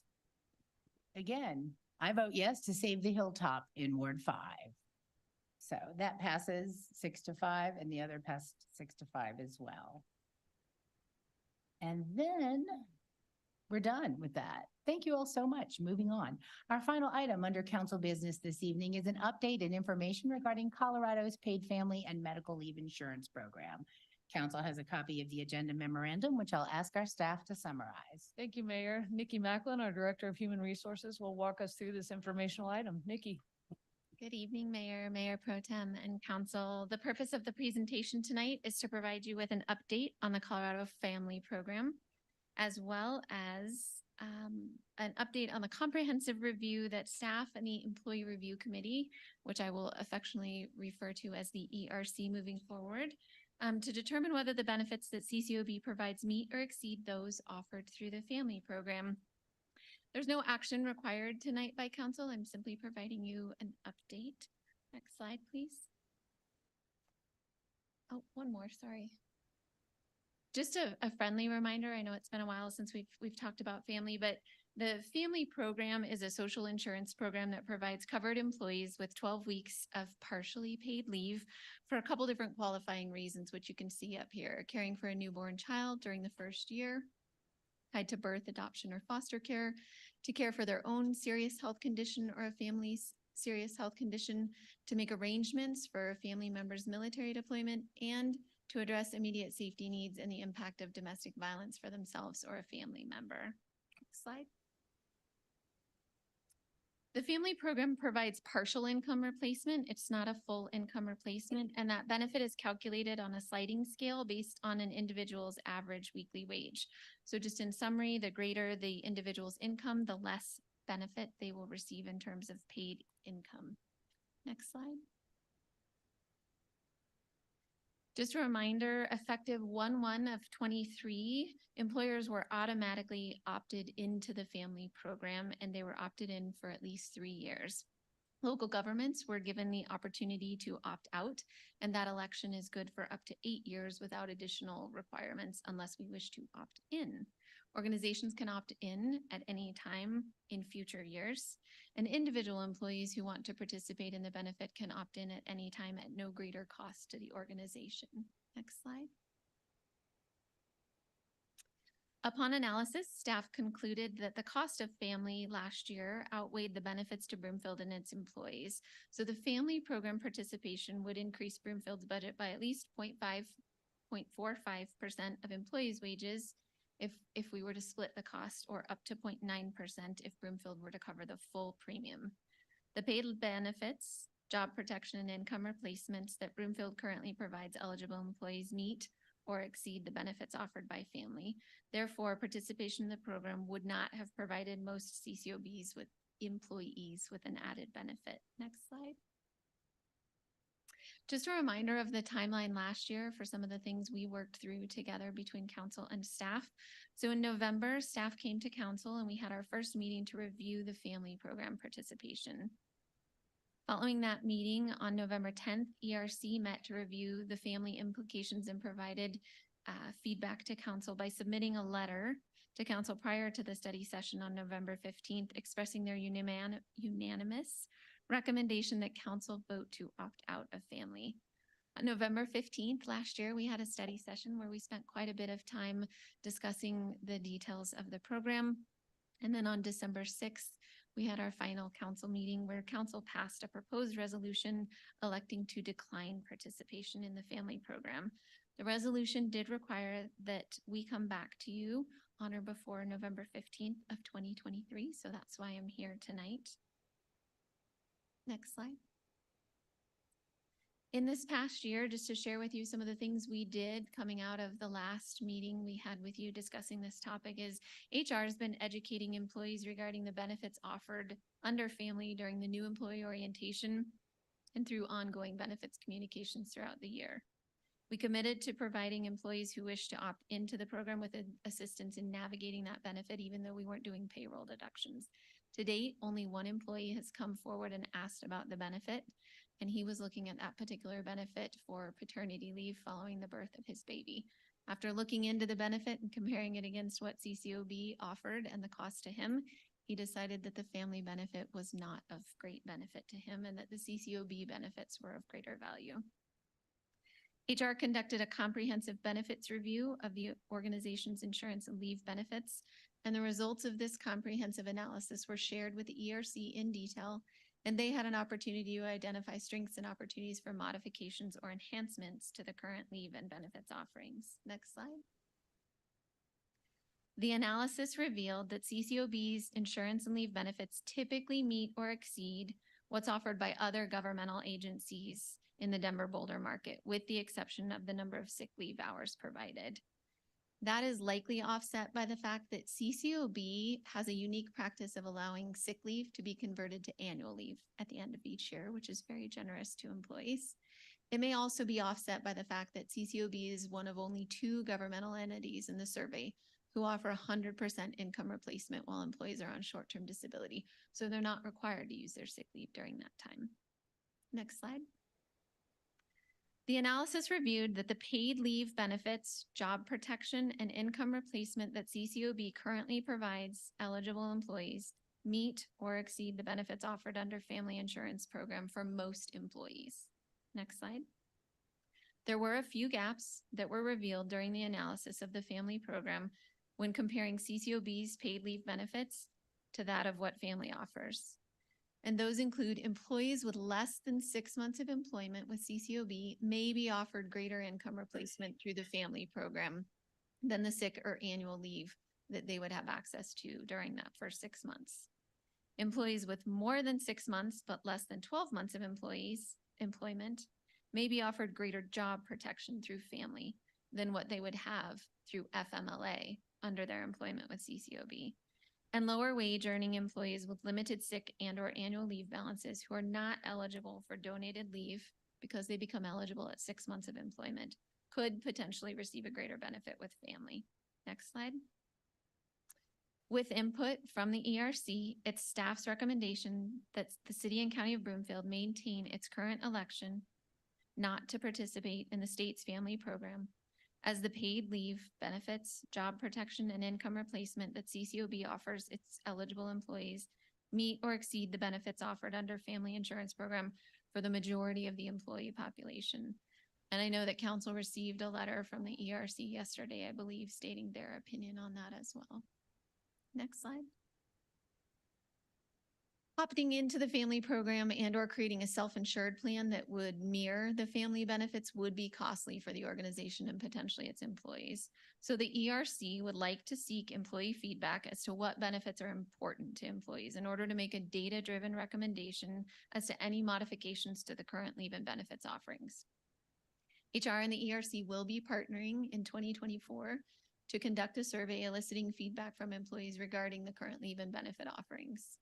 The survey results will be utilized to inform any future benefit modifications and or budget amendments required to support additional leave and benefit offerings. Next slide. HR will continue to monitor the state's family program as well as CCOB's benefit offerings to ensure that the paid leave benefits, job protection, and income replacement that we offer here at CCOB either meet or exceed what's offered by family for the majority of the employee population. Next slide. The family program at the state continues to be a work in progress. Just to give you some insight as to where they are in their journey, they're still trying to iron out some of the details and the logistics with only a month left, just a little over a month till the go live date. So they're still working to design their claims management system, and they're hoping to have that up and running by December before they go live. And the IRS still has not made a clear decision whether family benefits will be subject to federal income tax. So there's still a lot of unknowns with the program. That's all for my presentation. So at this point, I'll turn it over to you for questions. Thank you very much, Ms. Macklin. Are there any public comments on this item? If you'd like to be heard, please come up to the podium. And I don't see any takers. So next we'll go to council questions. Councilmember Marshall Olson. Thank you, Mayor. You know, knew I was going to ask questions on this one. Given my comments last time. Question for you, for staff. Have our benefits changed since we last spoke on this? Specifically, my understanding is that we don't offer paternity or maternity leave outside of the short-term disability. Is that correct? We don't have a benefit that is called paternity and maternity leave. We do have other benefits that serve in that capacity in terms of supporting people while on paternity and maternity leave, such as sick leave, annual leave, donated leave, and short-term disability. Okay. And it's my understanding that the family program would have offered greater benefits to short-term employees as well as lower wage earning employees, right? Than what Broome currently offers? It would offer it for employees who have, let me just go to that slide. So employees with less than 6 months employment could have greater income replacement from family, because if you'll recall, that benefit starts almost right away. Whereas for employees who are 0 to 6 months of employment with CCOB, could have a prorated amount of sick leave deposited upon their hire date, depending on their hire date, and then they accrue annual leave on a per pay period basis. Okay. And the benefit survey you're speaking of conducting next year, do we have an idea of when that will be completed and if and when you'll be reporting to council on that?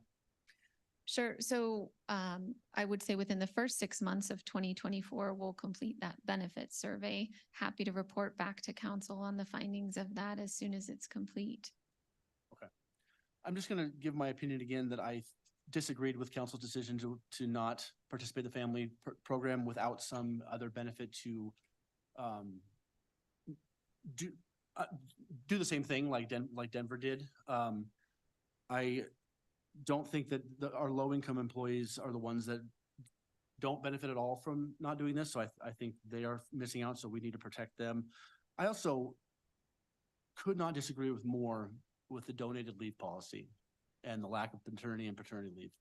Donated leave, in my opinion, sends the very wrong message to the employees that it says inverse incentive to not take all the leave you're entitled to. And I think that's the wrong message to send. I think employees should be encouraged to take 100% of the leave that they're entitled to and not feel obligated to donate it to somebody who might need it. And I think that we should enact a policy that goes that direction. And that was my opinion last time, and I have not changed that opinion. So that's all I have right now. Thank you. Thank you. Councilmember Henkel.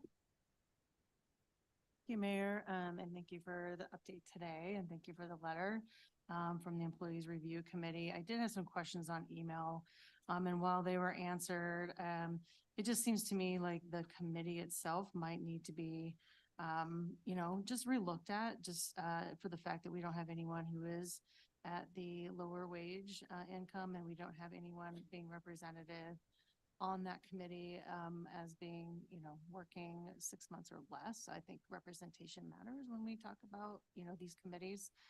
So it's just not, This is more of a direction possibly for the future, just to make sure that we have the structure for that and whatever that looks like for us and how they're put on that committee is going to be very important. And then the second thing is that, you know, while I support this, because I think we did receive a lot of emails from employees last time about it and saying, hey, we want to keep what we have. I also need to make sure that we're also looking out for our low wage earners. What is considered low wage in this instance? Well, if we go back to slide, can you go to slide 4, Kyle, please?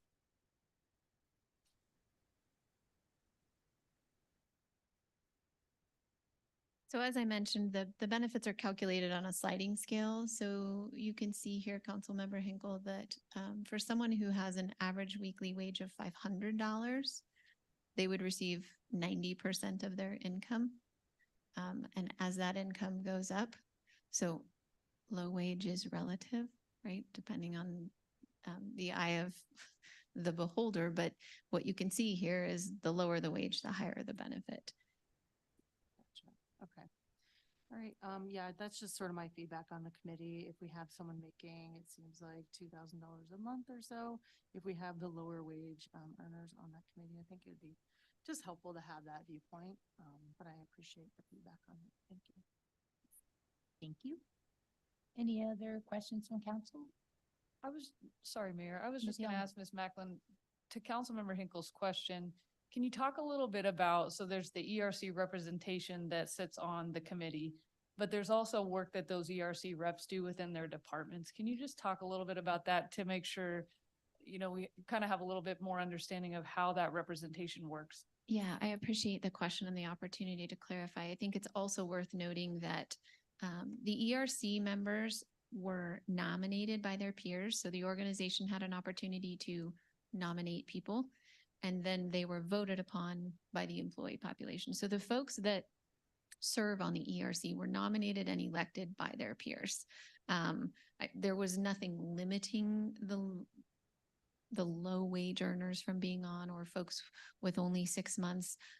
I can only imagine that if you're looking at someone to serve as your employee voice for the entire rec center or human services, it's not shocking to me that it's someone probably with a little bit more tenure who's more widely known and understands the organization and the peers, but certainly not something that would preclude them. Each one of those representatives is serving as a voice of their people. So they are responsible for going to their employees, much like you do with your constituents, right? And understanding what are the questions, what are the concerns, bringing those forward on behalf of their constituents, their employee base, and sharing that voice rather than serving in their own interest.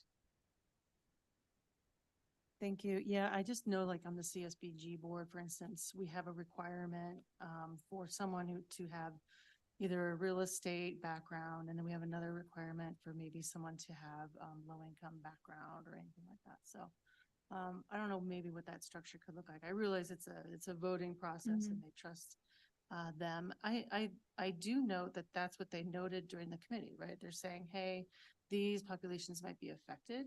If they didn't think about that, you know, then we'd have a even bigger problem. But I would like to see, you know, just some input and what that survey looks like as well. And maybe in the future, what that committee makeup maybe looks like. And I know one of the questions you asked, the survey will make it to those that are lower wage earners or within the first 6 months of their employment, because obviously each one of those folks have a different perspective on what's important to them. And the goal with this survey is really to capture if the organization is going to spend additional money trying to close a gap that we've identified between this and family, we want to make sure that that gap is something worthy of chasing, that's important to our people. And then depending on the cost of closing that gap, if we were to spend $1 million, what would employees want to see that $1 million spent on in terms of modifying the current benefits package? Okay, great, thank you. Thank you. Any other questions from council?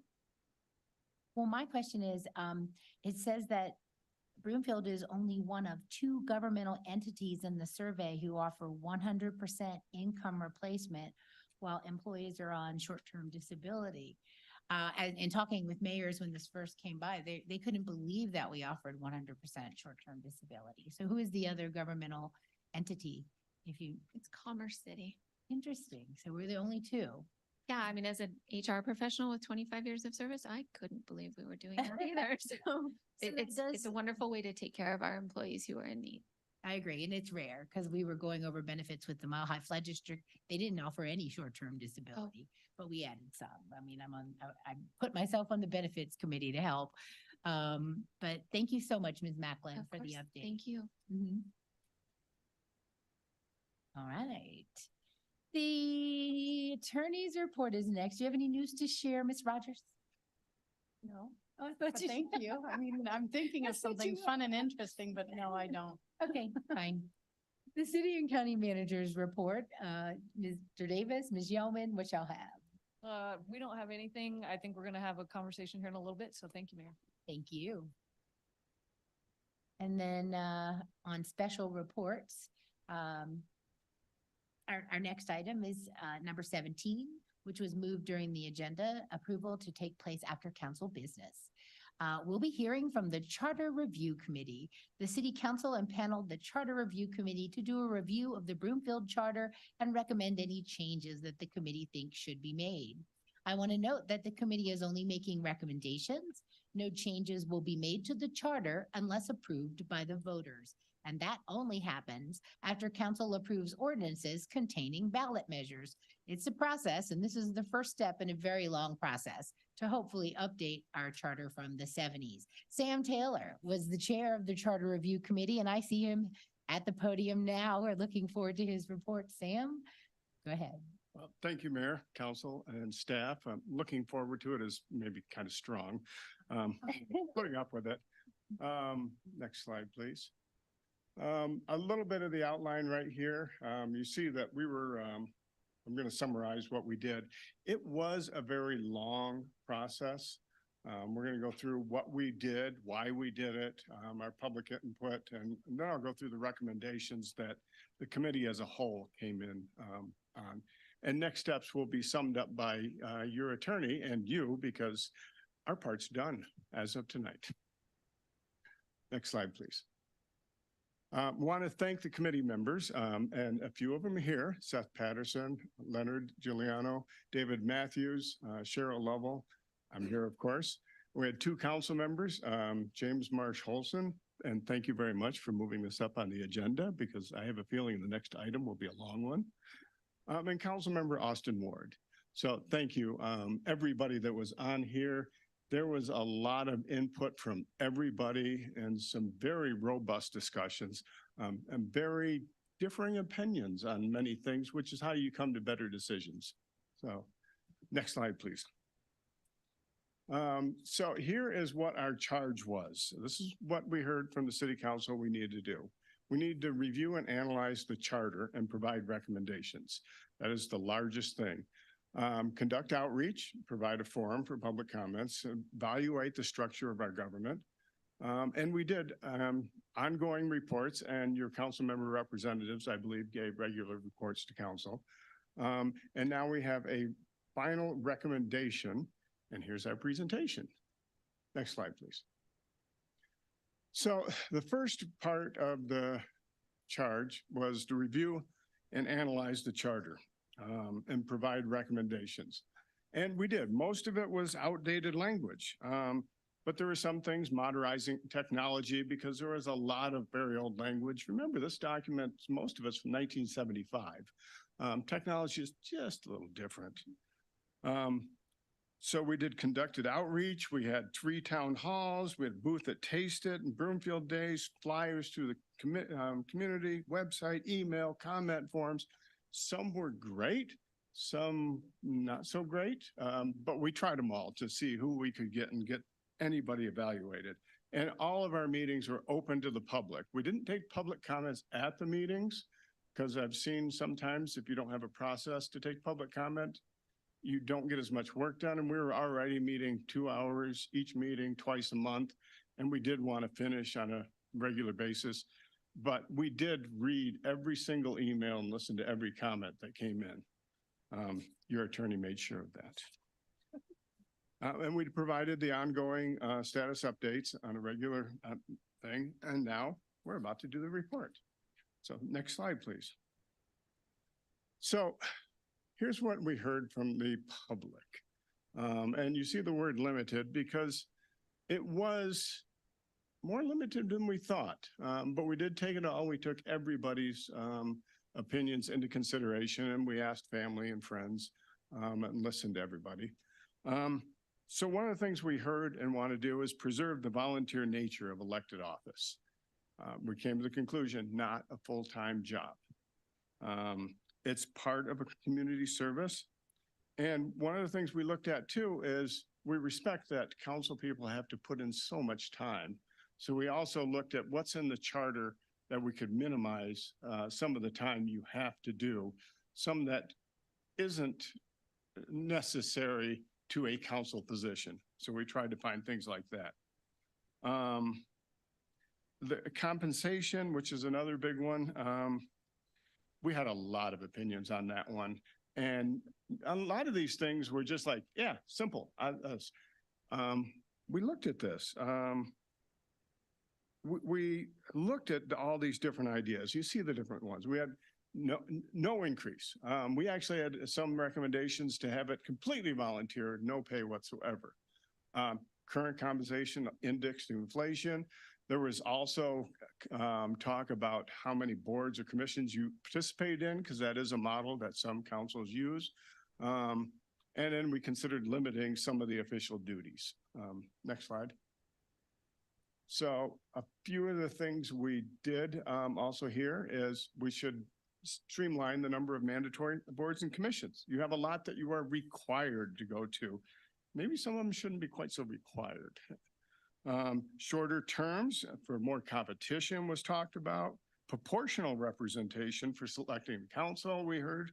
A council elected mayor was one thing. That's a common one in many places. We listened to the council classified state personnel system feedback.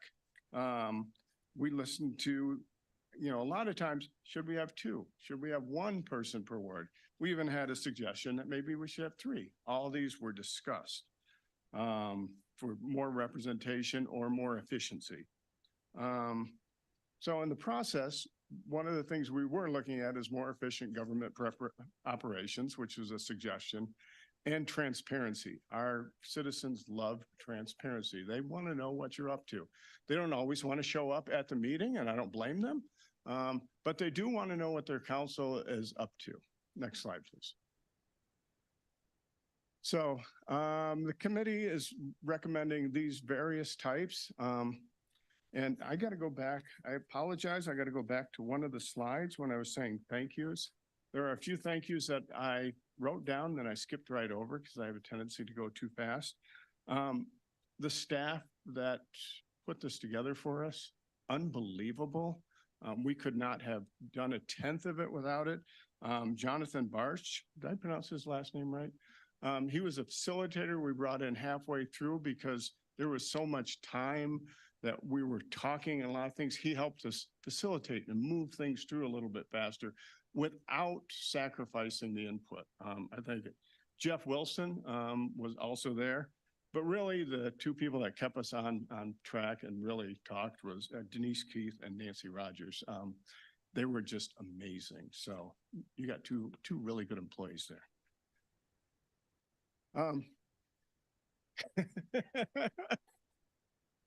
So here we kind of, and I use the royal we because again, this is, mostly Nancy and probably Denise, came up with these to make it simple. We look at administrative and operational changes, what were minor modifications, major proposed changes, and then, the typical sign line through it has no substantive changes.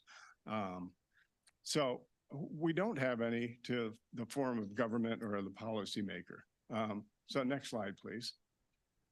So we'll go over it chapter by chapter. I'll try and be a little faster than I have been because I know you'd like to take your 8 o'clock break or at least wrap everything up so you don't have to. So these are the chapters we looked at. So if we go to the next slide. So in general, We removed outdated language. Huge amount of time said city, change it to city and county. No brainer. We were a city in 75. We did clarify our elections to follow Title I in the election code. We changed the municipal election because we were a municipality to coordinated because we're a city and county.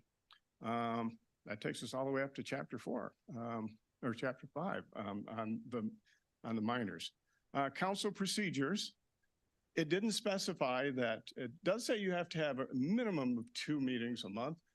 We wanted to make sure it was codified in there that one of them could be a study session. You don't have to take a roll call vote every single time, especially when it's unanimous. That's something you don't actually follow, but we want to make sure it was in the charter that you didn't have to. And retained requirement that a yes or no vote be entered into the records unless it's unanimous, because then it's automatically in there. Next slide, please. So more minor changes, initiatives and referendums. We updated the deadlines to match the state statute, so for ease of having it on elections. We added some wording to make it clear. The city and county manager collaborate with council on the recommendations of the budget. It was a little ambiguous when we were talking about it. On transitional provisions, we deleted the chapter because it's basically obsolete. It's no longer relevant. It was transitioning. And we also making a recommendation, and some people are really unhappy about that. Another piece of obsolete language in there is the entire chapter 20. It has expired. I know that will be controversial, but it serves no purpose anymore in the charter. And so we are a non-political, we're a recommendation body. Since it is no longer relevant, we said, we will recommend taking it out. Not our decision, it's our recommendation. Next section. Administrative and operational changes. So we updated language again, municipal, changed that. We removed language. City council doesn't consolidate or merge departments. It's what the city manager does. It's their responsibility anyway. Language cleaned up, not required to council approval to divide departments. And we added city council manager with council approval shall appoint and remove an internal auditor. There has been talk about that since probably the month before the auditor was first hired. So that we figured that was a good practice. We did hear a lot about that. Next chapter. Personal merit system was retained. The personal merit commission removed, but it's still in the code. The police chief, this is kind of, one of those little weird things, is excluded from the personal merit system. It tied in with the other department heads and everything else. Clarified language, provide non-probationary employees a right to administratively appeal. It's timely after the Family Act we just heard. Next slide. And legal and judiciary, broaden the language, the attorney, employee, staff, that's typical process anyway. Special counsel works under the direction of the attorney, makes sense if it's a special county. Associate judges are hired and report to the presiding judge. That's similar to department heads. We thought that was a minor change.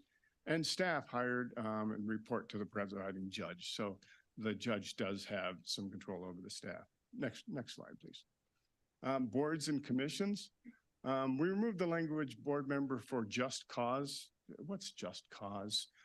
You appoint them, you can remove them. Retain language, board members removal at the pleasure of council. They are your appointees.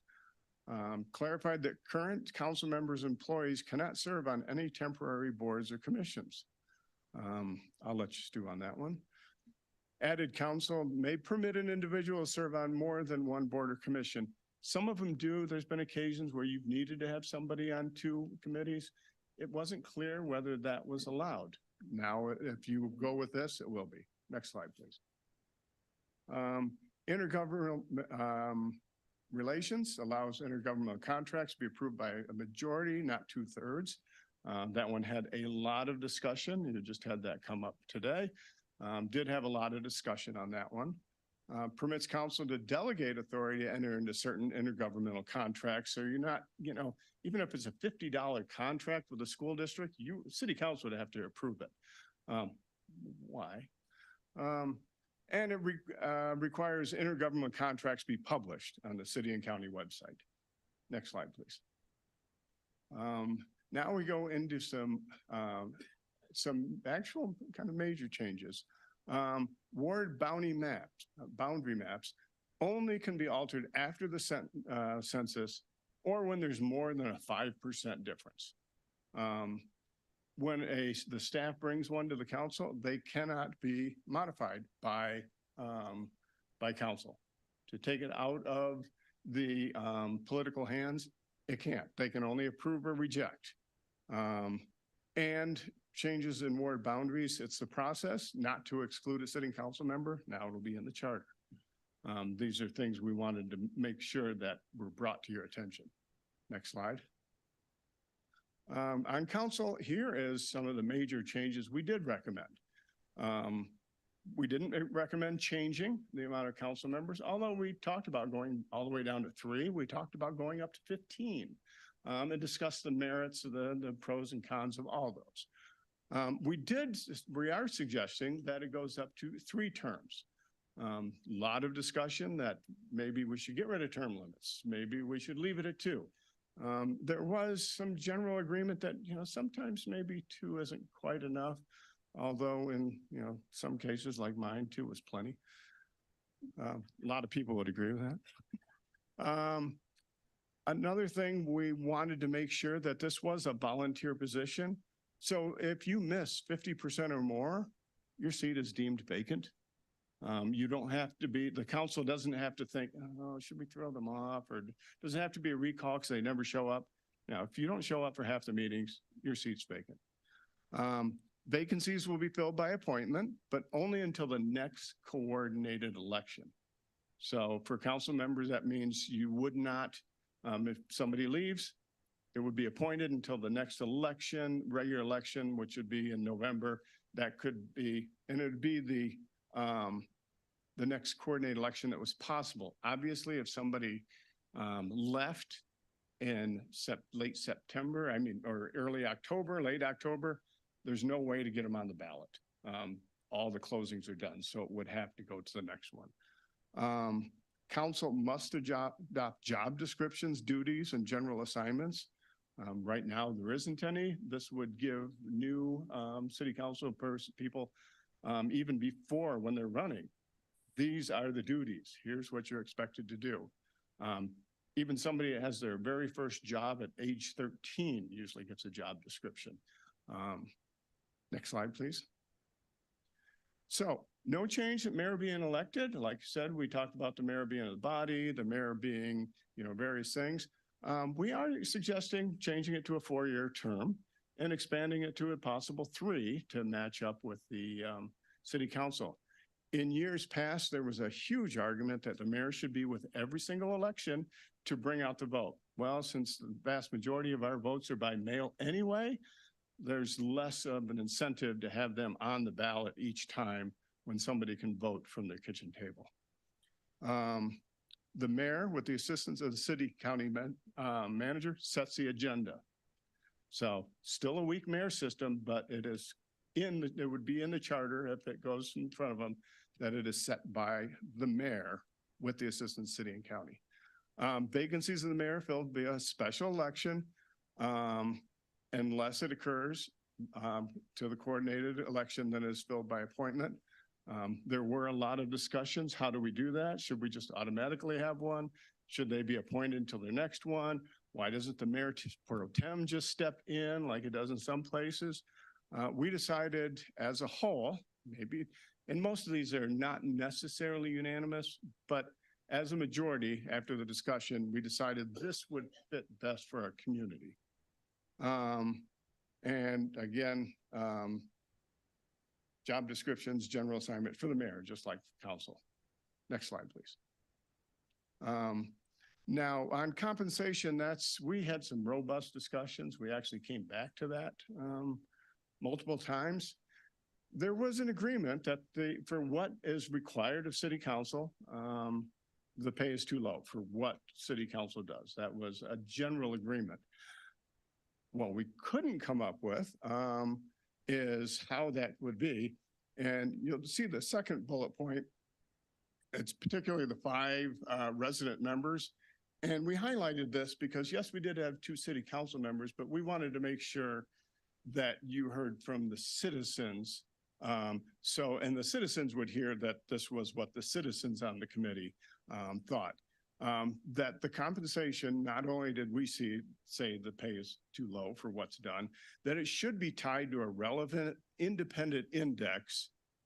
So even though by the state constitution, you have to pass your salary, it's tied, and that is something you already have to do. You don't have to go through this dance of people saying you're just trying to set your own salary. It should be taken out of your hands so you're not crucified every time you want to give the entire city council a $25 a month raise. Next slide, please. Emergency ordinances, they had a delay. We're recommending that they go into effect immediately. Not for an emergency, why else would you? Land use rezones for specific property to approve by resolution, not an ordinance. That's not a huge change, just for a specific property. Publication of the ordinance on the website doesn't need to be in the newspaper anymore. Sorry, Enterprise. An ordinance, third reading, if there are amendments made and approved on second reading. And by amendments, those are, and I'm sure you'll want to know what we meant by this. Those are substantial changes. If there's a comma that gets corrected, a misspelling, a minor change right there that does not affect it, then no, it can be approved. But if somebody makes a modification that, requires a change of 10% of cost, even 3% of cost, substantial change, then we're recommending that it does go to a third reading if it's done on the second reading. Next slide, please. We want the council to consider this. We didn't write these because we are not experts in any of these. But we considered putting in a policy statement because it is the charter, the overarching, to talk about we're a community that values affordable housing and diversity, equity, and inclusion. Next slide, please. And here are the next steps. And this is where your attorney takes over with legal advice. Great. Thanks, Sam. And I just want to give a shout out to Chair Taylor for taking on the role of the chair, helping us set the agendas for the meeting, helping run the meetings. Your work was really appreciated, and the committee as well. It was a tough job, but we had fun doing it, and it feels really good to be at this point. So the next step for council will be a prioritization. As you saw, there's 40. And if you look at the red line that's online, there's multiple ballot questions that could be put forward. So it doesn't all need to be at one election. And in the future, we'll talk about, is it a full repeal and reenact? Or is it separate ballot questions? If you look at Inglewood, Westminster, Aurora, you could see a lot of cities had multiple charter ballot changes on this last ballot. So there's options for council.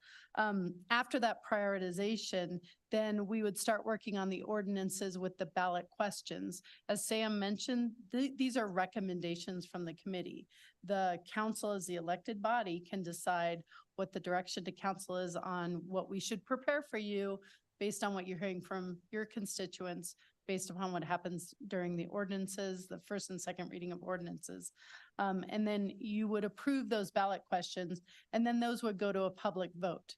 One of the things for council to consider, and when we decide next steps, is will this all happen in 24, 25? Will this be a 5-year process? And we'll cover that during prioritization, but there is a potential that we could have ballot questions on every election, at every election for the next few years, to try to address this cleanup.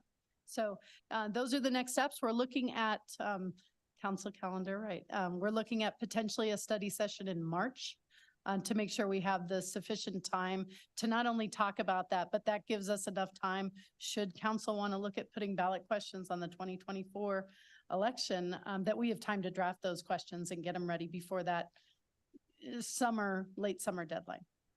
All right. Thank you, Mayor. Thank you, Sam. Oh, thank you, Ms. Rogers, and thank you, Mr. Taylor. Thank you to the committee. We really appreciate the extra time you put into this, meeting twice as often as our regular boards and commissions to try to meet this deadline by the end of the year, and we really appreciate your service. I know we're gonna have public comment and council comment, but seeing that it's 8:05, I hope it's okay if we take our 10-minute recess and then come back at 8:15 and start that. Thank you.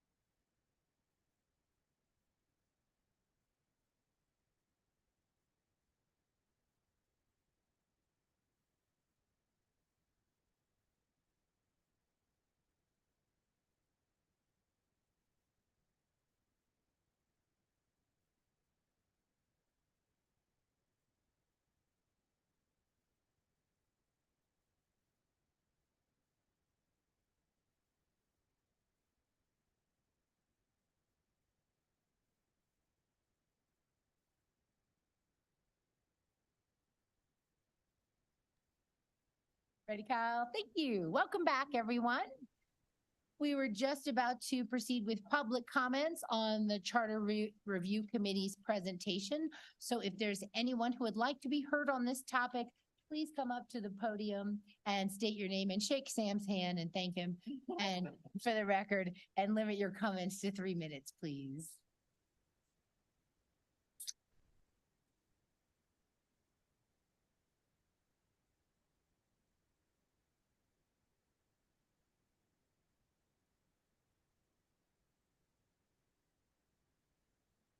Roxy Jula Lockamore. I went to a few of the meetings. I went to one of the presentations that they had here. The other ones, I had other conflicts and I could not attend. One of them I was sick, so I did not attend because I don't want to make nobody else sick. I think some of the decision making was too guided for this committee, but that's my opinion. So, and once again, it is going to be up to the council on what they want to put onto the ballot. I would just say that if the council has to fight over something that has to go into the ballot, you should maybe wait a year and put it onto the next ballot.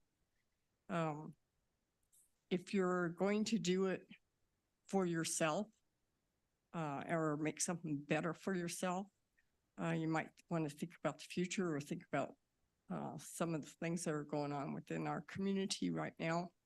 Some of the changes I didn't agree with, which is just fine because everybody has their opinion. So that's all I got to say. Thank you. All right, thank you.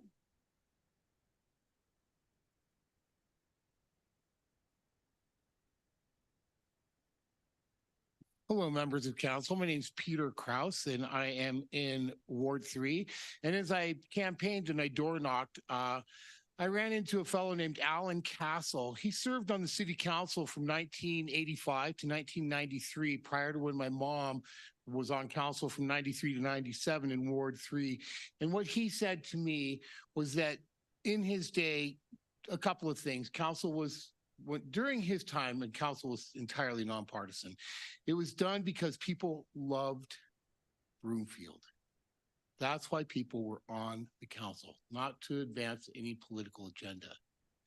The second thing he said to me was it was paid at $200 per month, and that was about enough money to give you gas to go to a Dr. Cog meeting and to press your suit. He was really a kind and wonderful guy, and he took some time, and I had such a good time meeting so many people as I went through this process. So I just want to let council know that I think it's really important that we always put B for Broomfield first, because that's what's most important. Thank you very much. Thank you. Would anyone else like to be heard? I don't see any other comments and none online. So we'll go to council member questions next. Any questions from our city council? Mayor Pro Tem first. These are questions / comments, correct? Yeah, it's not a vote. Yeah, okay. And I do have one question, so I'll start with that, and just a little clarification on the vacancies for a city council. You mentioned that there'd be an election for at the next regularly scheduled election, someone would be voted in. Would that just be for the remaining term of that council member? And I asked that because I think it's important to maintain the alternates. That was our thought. Yes, it would just be for the remaining term after that. So if the next one was going to be the end of their term, it would just be a brand new election. Okay. Yeah, and just want to make sure, because I think it is important to maintain that alternate, we did too. Election every couple of years, because that does help preserve the historical knowledge on the council. So, and by the way, thank you, Mr. Taylor, Chairman Taylor, and the rest of the committee for your work and input on this project. It sounds like it was, if not the most, one of the most intensive committees that we've had, at least during the time I've been on council. So I thank you for your volunteerism on this group. And most of what I heard, I think are great suggestions. There's a few things that I'm gonna mention right now that I have some concern with. I think one of them was and I'll start with the easier ones, the I guess redistricting. You know, I do think that some council input on that is helpful. I think the council members do have just a more sort of on the ground feel of the communities and what makes sense in terms of redistricting if it's ever necessary. So I think the input on that one is still fairly important. A couple that boards and commissions, those struck out to me as well. And particularly, this is something that we dealt with a few years back. And Sam, I believe you were on council at that time. But the removal of a board or commission member, and I still think there needs to be some standard for removal. And I say this because this was probably at least 6 years ago. We did have a potential removal of a commission of this land use zoning, one of those. Someone that was on a board, and it looked like it could have been politically motivated, and that's something that is concerning to me. And I don't remember what we had in our charter at that point. I know it was discussed. I'm not sure if we made any changes at that point. I feel like Good job. It said just cause at the pleasure of council. So Okay. it had both standards in it. Okay, I know there was a discussion at some point. I'm making sure that there was some standards. I'd like there to be some standard for removal. And again, it's the concern of political retribution, basically. I don't want someone to be removed because a majority of council just doesn't agree with their political viewpoints. I think that's an important one. And then I saw something, I don't know if it's just cleaning things up, about the council allowing someone to be appointed to more than one commission. I know we have rules right now that we've discussed about making sure that, in most cases, that there's only one, unless it's absolutely necessary, only having one appointment per person. So was there any suggestion that we wanted to change that?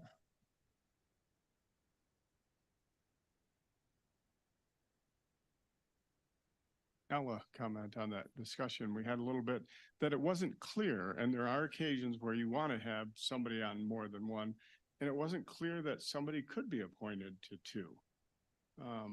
I, like you, would recommend that you put as many people as you can and don't have somebody on two, but if you've got some boards in the future where the same person is applied to two boards where you don't have enough, it would give the council that flexibility. Okay, and that was, I mean, we did have this discussion. I know we've had this discussion periodic, probably at the beginning of each year.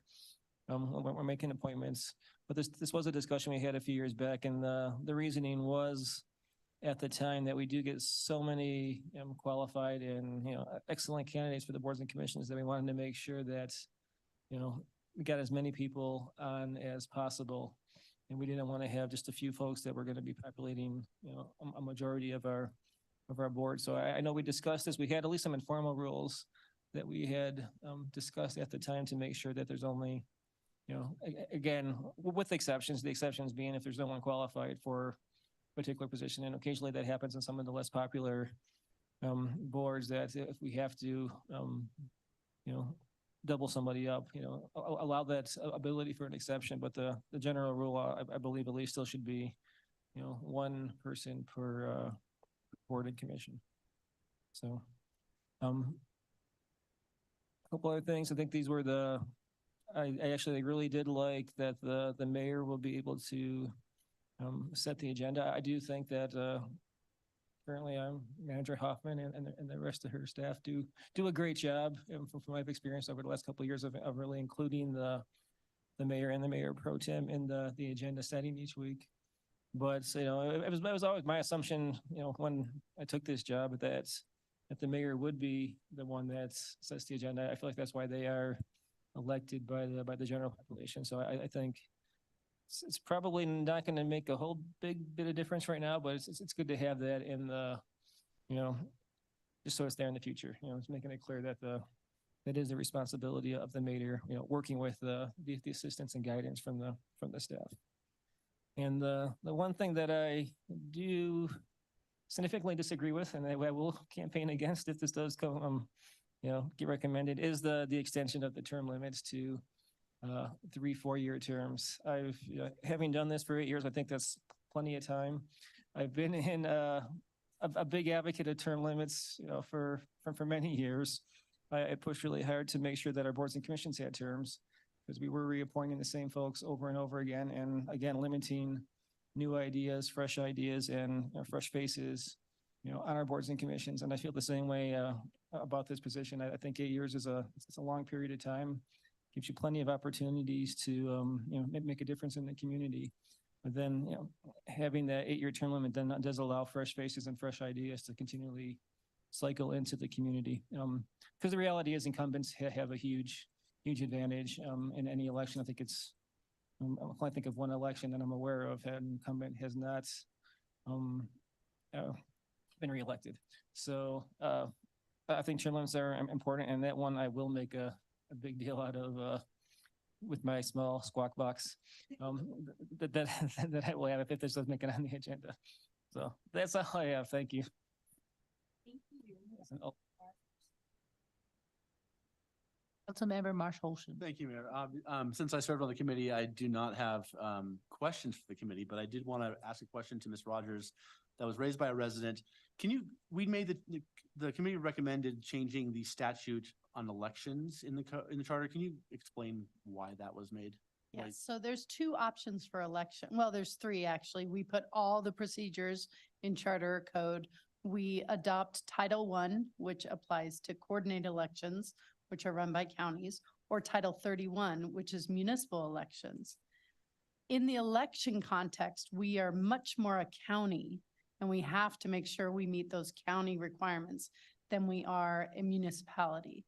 So the reason that staff suggested and the charter committee agreed to Title I is Title I contains all those county requirements that we have to do coordinated elections for North Metro Fire, for all of our school districts. And a good thing about Title I is it incorporates provisions of Title 31 when you're looking at a municipal election. So we almost get the best of both worlds by having Title I. But we can, when that question comes up, we can go into that issue in more detail to make sure that the powers that we have to meet under our county requirements are met, and also everything that this council wants for our elections locally are met as well. Yeah, does that sound good? Thank you. That's a good question. And then, so I have a couple comments on the committee that I wanted to bring forward. One that was actually missing from the presentation, and obviously not Sam's fault, but the Charter Review Committee did recommend that council must enact an ethics code of ethics for council members. It's not, we already have one in the ordinances in our code, but this puts in the charter that it has to be there. So I thought that was something that was important to mention. And one other thing on this public input, I wanted to just clarify from my point of view. We receive public input from individuals, both online in email form as well as in person at town halls. I was disappointed in the public, not in the public comment we got, in the diversity. We didn't get a whole lot of individuals who gave comments.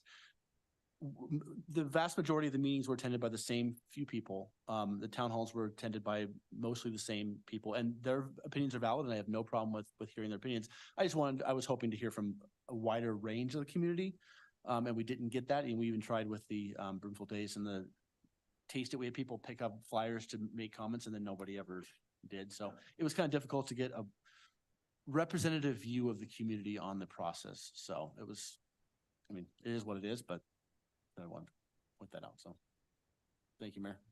Thank you. And thank you for your service on the committee.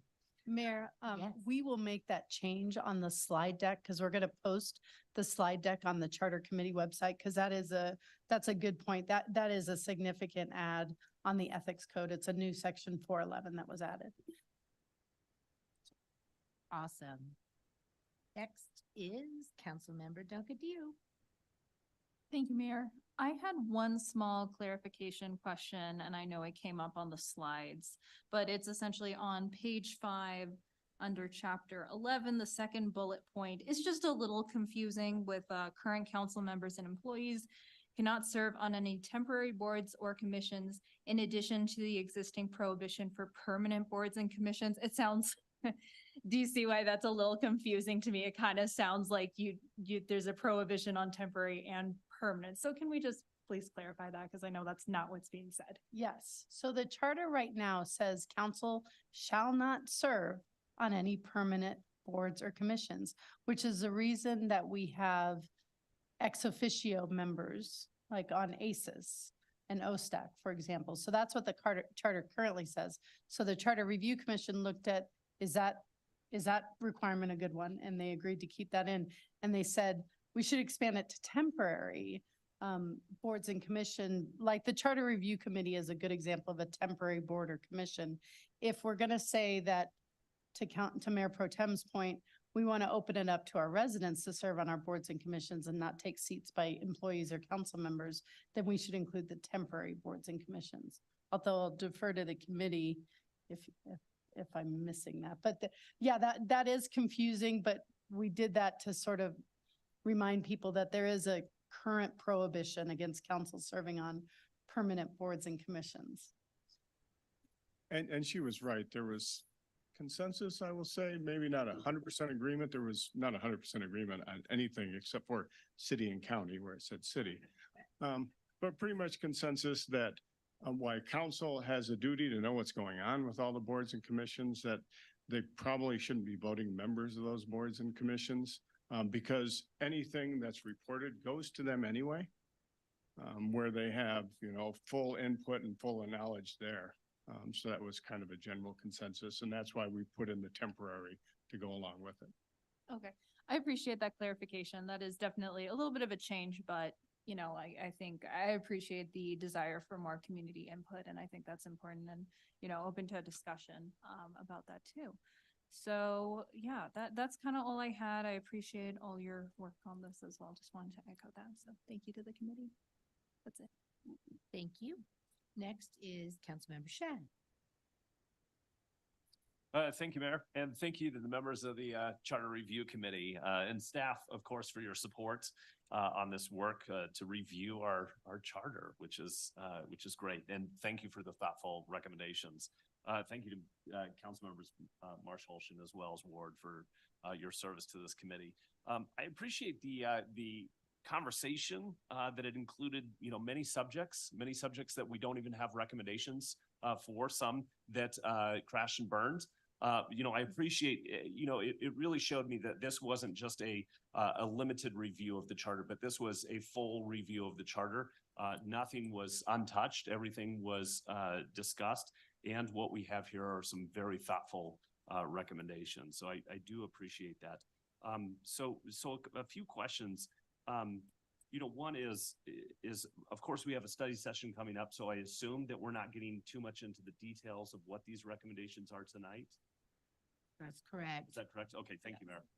So then just two more questions at that point. One of them had to do with the require city council to adopt job descriptions, job duties, and general assignments for the mayor, mayor pro tem, and council. So I guess I would like to hear from your thoughts and the committee's thoughts on kind of how this would be done. Would this be done by our staff? Would it be done by council? Would it be done by an outside consultant? What were your thoughts on how to actually complete that process? That is an excellent question. Next. I have a suggestion, Chat GPT, that I just used it to update my resume, and it did a great job. Yeah. So the idea was, we didn't get into that. That is beyond our scope, but we did hear from current council member, past council members, and frankly, members of the community that you run for an office and you have no idea what you're getting into, not even on the first day. And so you should really have that in a packet when you decide to run, that this is what you're going to have to do. And Councilmember Schaaf, the way the draft language from the Charter Review Committee is that council shall pass by resolution or ordinance. You could potentially even put it in the code, these job descriptions and job duties. So similar to your council rules, staff would prepare them, of course, for council. And we had a couple members, Cheryl Lovell especially, that was able to find a lot of job descriptions from other communities across the nation. So we would utilize those and then you could all define those, but it would be something that council would actually vote on. Okay, thanks for that. Yeah, I think that with the study session come up, that would definitely be something that I'm interested in hearing kind of what that process would look like, kind of where that conversation is going, because that is a big one that's in here within these recommendations. The other question I have is, there was a recommendation to include statements about affordable housing, diversity, equity, inclusion. Knowing the charter and confirming tonight, just really quickly, we don't have a whole lot of statements on philosophy in the charter. There's a couple kind of ideas of what Broomfield is, but really there isn't a whole lot of philosophy statements there in the charter. So we've seen these philosophies in governing documents like the comprehensive plan. There's some great philosophies on what the comp plan committee thought, what the councils at that time thought, and those are embedded in there. But really there isn't any of that within the charter. So I guess I would like to hear from the committee why you thought that we should include these kind of philosophy statements within the charter when there isn't really anything else in there, and maybe why it's only limited to these two topics as opposed to many other topics. Well, I don't really want to inject my viewpoint because this was a group effort. So I'll try and avoid, my viewpoint on this. Everything we discussed, especially on things like that, what to put in, there was not a majority. There's majority, otherwise it wouldn't be up there as a recommendation. But it wasn't unanimous that this belongs in the charter. Exactly what you're saying, it's like, this is a policy statement we're putting in the charter. Does it belong in the charter? But the majority of people felt it's so important enough that maybe it should be one of the guiding principles, which is a lot of times what charters are, is your overarching guiding principles. And if we wanted a community built on that, the majority felt that it needed to be at the charter level. I appreciate that. Thank you. That's all I have, Mayor. All right, thank you. Next is Councilmember Lim. Okay, Councilmember Schaaf just asked my policy statement question. The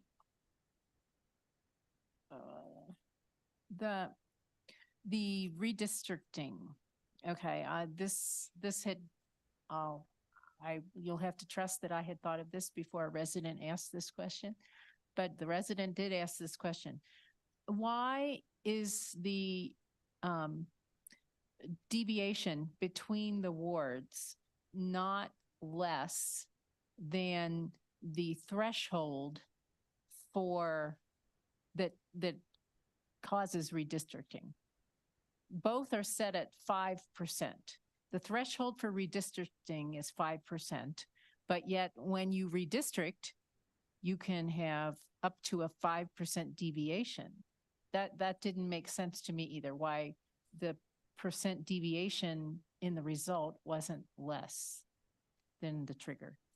Well, I'll turn this one over to Nancy for a lot of the discussion, but when we were discussing it, the whole charter was, the review was to do the minimum that makes it a better community.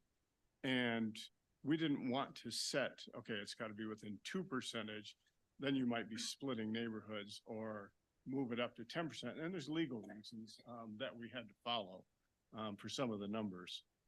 And do you have some of those notes? I didn't bring the notes with me. Hold on just a sec.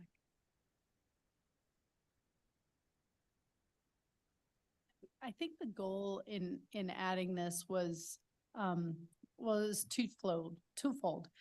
The committee members wanted it to happen only at 2 points in time, either at the census or at that 5%. And you're right, at the same time, we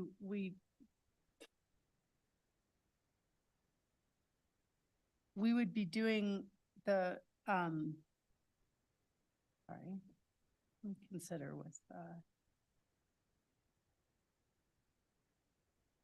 trying to remember, the 5% was not ever codified in our charter. And so I think there was a goal to mimic that. That's what staff does whenever there's 5%. It triggers our redistricting, but I don't think that was in charter. I think it was brand new. So if I can pull up the red line, I know that was a thought about it. But what you're saying is we'd be doing the redistricting anyways? And we would do the redistricting at 5% deviation between the wards. We'd redistrict, but then the result could be up to a 5% deviation between the wards. Oh, I see what you're saying. Why, I mean, why did we go through that exercise if we're going to end up with the same deviation? Well, it's up to a 5%. So it could be, you could have a 4.9% deviation, but we can work on that language to tighten it. I think the goal was there should be no change in ward boundaries until we have a 5% deviation. Yeah, I mean, that was up front, but Yeah. then it was the tail end of the result can still have a 5% deviation that threw me. Or 4.99. Or 4.99, Up yeah. to 5%, so 4.99. Yeah. Yeah. So, Yeah, I mean, well, and a little bird on my shoulder just said, yeah, and that could mean if a map is approved that has a 4.9% deviation or even 4% deviation, we're gonna be doing another map in real a soon year. again, we're gonna be So doing it. we could, for that reason, we could mandate a lower amount, or that could just come up in the discussion. Councilmember Marshall should have something. Well, it's written in there. It's in the red line. We talked about, my memory is that we talked about the 5% redistricting threshold, but that we never actually, the second part of what, I think we just got added in and we didn't actually talk about that in detail. So the question was, your question's a valid one. I don't think we actually, I don't remember ever digging into that second part. The way we had talked about it was, if there's 5%, you have to look at the ward boundaries. And then, there's a, later on down in this section, it says, in no event shall there be, so it was sort of this I mean, it's almost duplicative a little bit, like you only do ward, the goal here was to try to not politicize ward boundary maps so that you couldn't have a section 18 request or a city manager put one forward or a clerk. So it had to hit that 5% threshold. But I think what Councilmember Lim is pointing out in 4.2E, the red line, it says in no event, I mean, even if we took that out, we still have that situation, because if the clerk's office does a look at population and it's 4.9%, it's not triggered, right? We haven't hit the 5% threshold, and that was our goal. That was the committee's goal on this. But I mean, we could definitely talk about that language more, how that works out, so that the clerk has clear instructions, because the committee's want was that somebody couldn't do this just because an election is coming up next year, and force the city manager, the clerk to do this, or that was the main goal of trying to avoid something like that. That doesn't really help, Councilmember Lim, my No, apologies. I mean, it just seems like you're doing an extended exercise in redistricting and could end up with needing to redistrict in the short term again, if you allow close to that trigger threshold in the redistricting.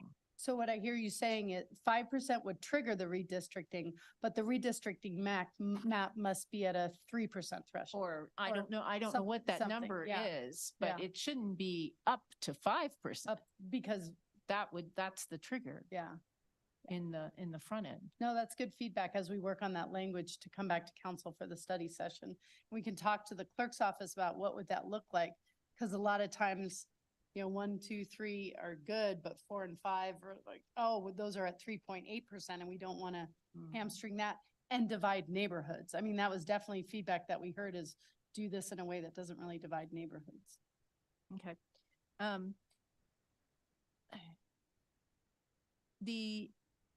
If the third reading is amended in substance, will that be clear as mud, or is that Second reading. is that any amendment to the second reading? No, and And I want to, because he's here tonight, I can give him a shout out. This was a suggestion from the public. It was a suggestion by John Ewalt and was actually a suggestion that came up year and a half ago, 2 years ago almost. It really would be a substantive change in the law that, or the code that council was passing. So if it is, like, let's say the whole memo says the ordinance was going to be for 30 days and 30 days and a person has 30 days to do X.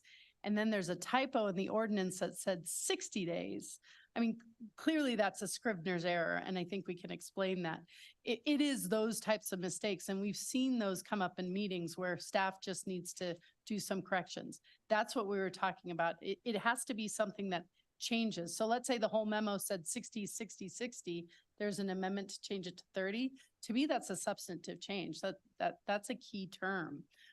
So I do think the devil's in the details. It would be, I think something that the council could get you, well, respectfully, I think this council's good on amendments now, and the ones that are things you can call staff and say, I saw this in the memo or in the ordinance. Was that right? We're like, nope, sorry, that's a mistake.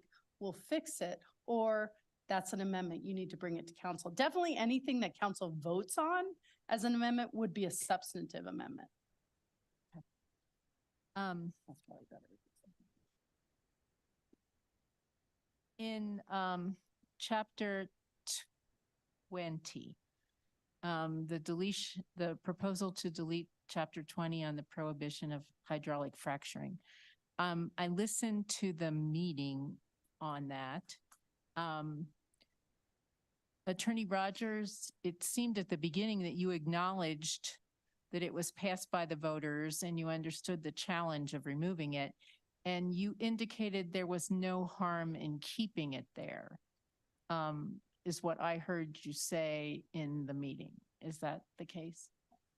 Okay, so that's the case. So we'll see where that discussion goes in the study session, but yeah, okay. But I did listen to the meeting on that, and I understood what the board was saying, that they felt it was their charge to clean up the document, but it was ultimately council's decision. So thank you for clarifying that in the meeting context.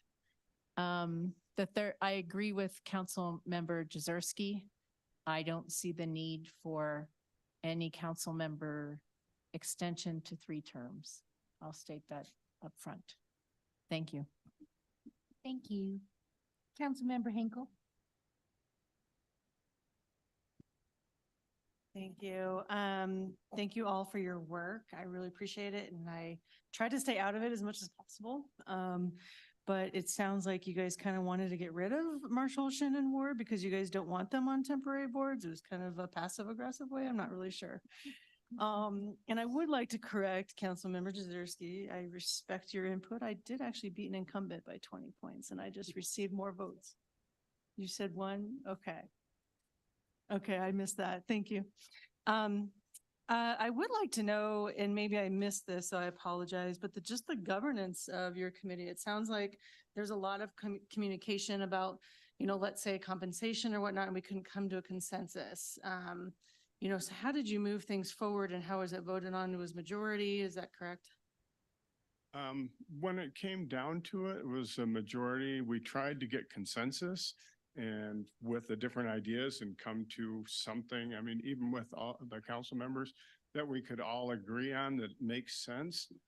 Sometimes it couldn't, like the compensation, which we just agreed, what could we agree on? Leave the rest blank because, well, we're not making any decisions anyway, just recommendations. Others were like the 3 terms. That was a majority, and other things were consensus, and some were just so easily unanimous that it was just easy. So it was a mixture of all of them. We worked really well together. I've got to admit, what the council members brought to it was good information, solid, same with everybody on the committee. And we disagreed, completely like black and white on some issues, but we worked together and looked at what would be good. So it was an excellent process of listening to each other and figuring out what is the best, not only for Broomfield, but for a charter document. We had to get that in place first, charter document. So it was an interesting process. Okay, thank you very much. I like that you guys did have a lot of reach, I would say, outreach to the population, to our residents. I think part of it too, and maybe this is the teacher in me coming out, is I bet sometimes they don't know what questions to ask or what kind of input to give because they don't understand the governance as it stands. So as we go forward in explaining, here's charter change, I think it would be wise to also educate on how our charter originally works to begin with. Because there was no way I could explain chemistry, right, without explaining this is how this works in general. How would you improve it or how would you change it or manipulate the situation? You can't manipulate something you might not understand. So if I can add a comment of something I really enjoyed, Councilmember Ward, I must have heard him say 40 times at Broomfield Day. So do you know what a charter is? And it was less than 50% were positive that they really knew what one was. So we did go there. It's starting out just a basic understanding. Yeah. Well, I appreciate that. Definitely. Thank you. And then going to the 50% attendance, it did say in there, I just want to specify because I don't think it was in the slides, but I think it was per year. Is that correct? Because we didn't want to be like, Yes, if you only attend 2 out of 4 meetings in January, you're out. correct. Yes, sorry about that. Yes, it was per calendar. Well, I think we discussed calendar or a 12-month, any 12-month period. And no matter where we landed on, that would be up to council to put forward if he chose to, but it was a year span. Okay. Gotcha. Yeah, and we did have a response from one of our constituents via email this week talking about the emergency ordinances. Did you guys discuss having those emergency ordinances having a sunset? I don't think we did. We just discussed that, they wouldn't go into effect for, a week and a half, whatever it was. And it's like, well, if it's true emergency, it should be able to go into effect now because that's an emergency. No, we did not even discuss a sunset. Okay, I think it's a good idea. It'd be something to consider in the language as we move forward. And we learned that during COVID for sure, if we had to put something in immediately. And then thank you for answering the question about if something is of substance or whatnot, what does that actually look like? That was a very good response because if we know we're voting on something, it is of substance, yes.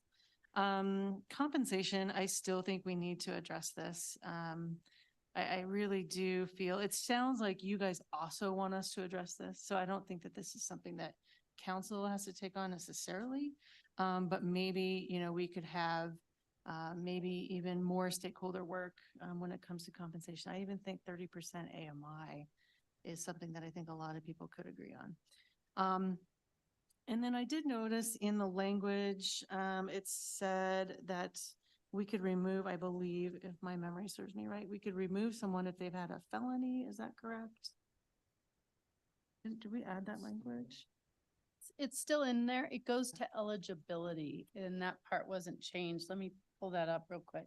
So, let's see, an elected official shall become vacant, recalled, dies, becomes incapacitated, resigns, refuses to serve, moves out of the city and county, or is convicted of a felony. That language is in 47A. Okay, so they wouldn't be eligible to run for office if they've been convicted of a felony. Well, and you would lose your seat if you're convicted so if you got convicted yesterday, you lose your seat today. Okay.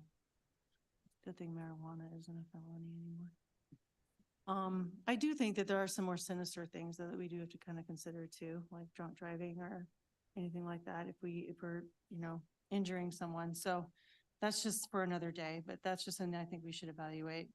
And then going back to the charter, I do think it's kind of how we govern and not necessarily our priorities. While I am very thankful that people are having that idea of affordable housing, I do think that's more of a priority that is set by the people, and our charter really should be more about how we govern. And that's it for now. Thank you. All right, thank you. Councilmember Anderson. Thank you. I just have a few other questions. On the permit vacancies to be filled by appointment, but only until the next available coordinated election. If someone was, you could end up in a situation where when you ran and there's only 2 years left of that term, would you only run for those 2 years? If you ran for 4 years and all of a sudden both 4-year terms are coinciding?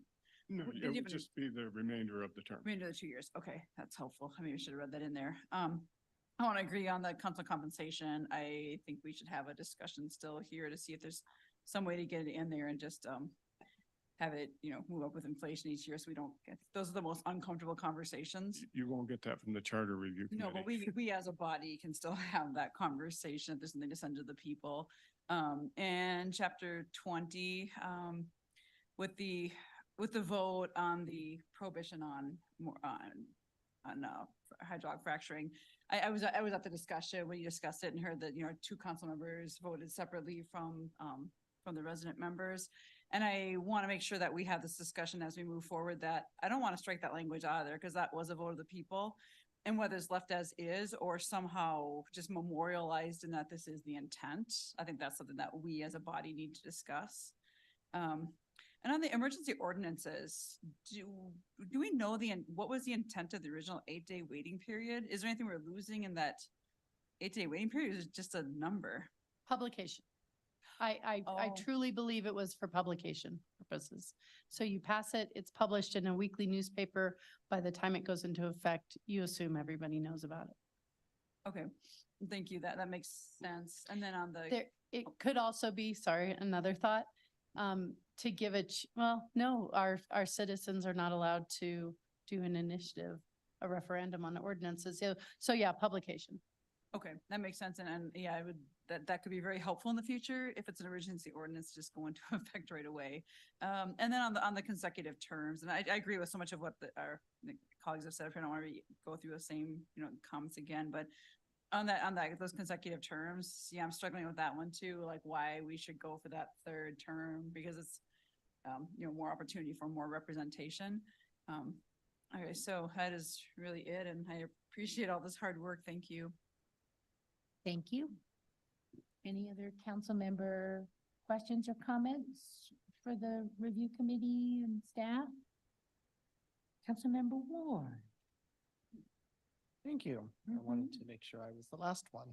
I have no questions since I was a member of the committee. I just wanted to say thank you to Chair Taylor and to members Seth Patterson, Cheryl Lovell, David Matthews, and Leonard Giuliano. I did not get to stay for the full last meeting, so I did not get to say thank you for all the time that you put in and working with myself and Councilmember Marshall. So I just want to take that time right now. Thank you. Thank you. Well, I had a couple of questions. The first one is regarding the auditor in chapter 8. So it's how is that currently handled with the internal audit department? It's not in charter that there's a requirement, but it is a department set by code. So under the municipal code, the city must have various departments, including like HR, let's say. The internal auditor is a mandated department under code. Okay, and this is proposing to put it in the charter. Does it currently require council approval? No. So why are you adding with council approval? I'll comment on that because that was a robust discussion. But before I do that, I did want to make a comment on a couple other things about 20 being a vote of the people. I just wanted to remind the entire council that every single thing in the charter is a vote of people, not just 20. Right from 75, every single word, including the most recent one, which I think is when the mayor got on council and brought us gender neutral document. The pronouns, yes, Yeah. we have titles now. We don't misgender the women on council, and that's really feels good. Yeah, so it was a great change. So the auditor, that has been a question on council since before the auditor was first hired. Saying, why is the auditor not reporting to council? How can they truly be independent? And it's always come up a little bit, and we looked at that and thought, well, there should at least be some buy-in, some ability for the auditor to have independence from the city manager. Not that there's ever been a problem, but there should. So on that line, why would we still put it under the city manager? Why wouldn't we put it under the city attorney's office? Because the city and county attorney is independent of the manager. I think because the auditors does so much that it audits so much more than just one or two, that it would be beyond the ability of the city council to be able to direct all those things that are needed. City council, being a policy body, does not have that detailed experience of the department to know what's audited. No, but I mean, as far as the oversight part of, since there's obviously a conflict with the auditor reporting to the city manager, if you put it under the city and county attorney's office, there wouldn't be that conflict. May I add something to that? Sure. One of the things when we were having our discussions related to this issue, Manager Hoffman did come and answer questions about that. And she said, the auditor currently only has enough work for about 50% of the time. So the other 50%, they are doing work that is related to the city and county manager's office. So that was part of the reason it was kept there, is there's not enough work yet for them to be fully removed from the city manager's office. There's not a full-time position then. Why does it have to be a full-time position if it's not?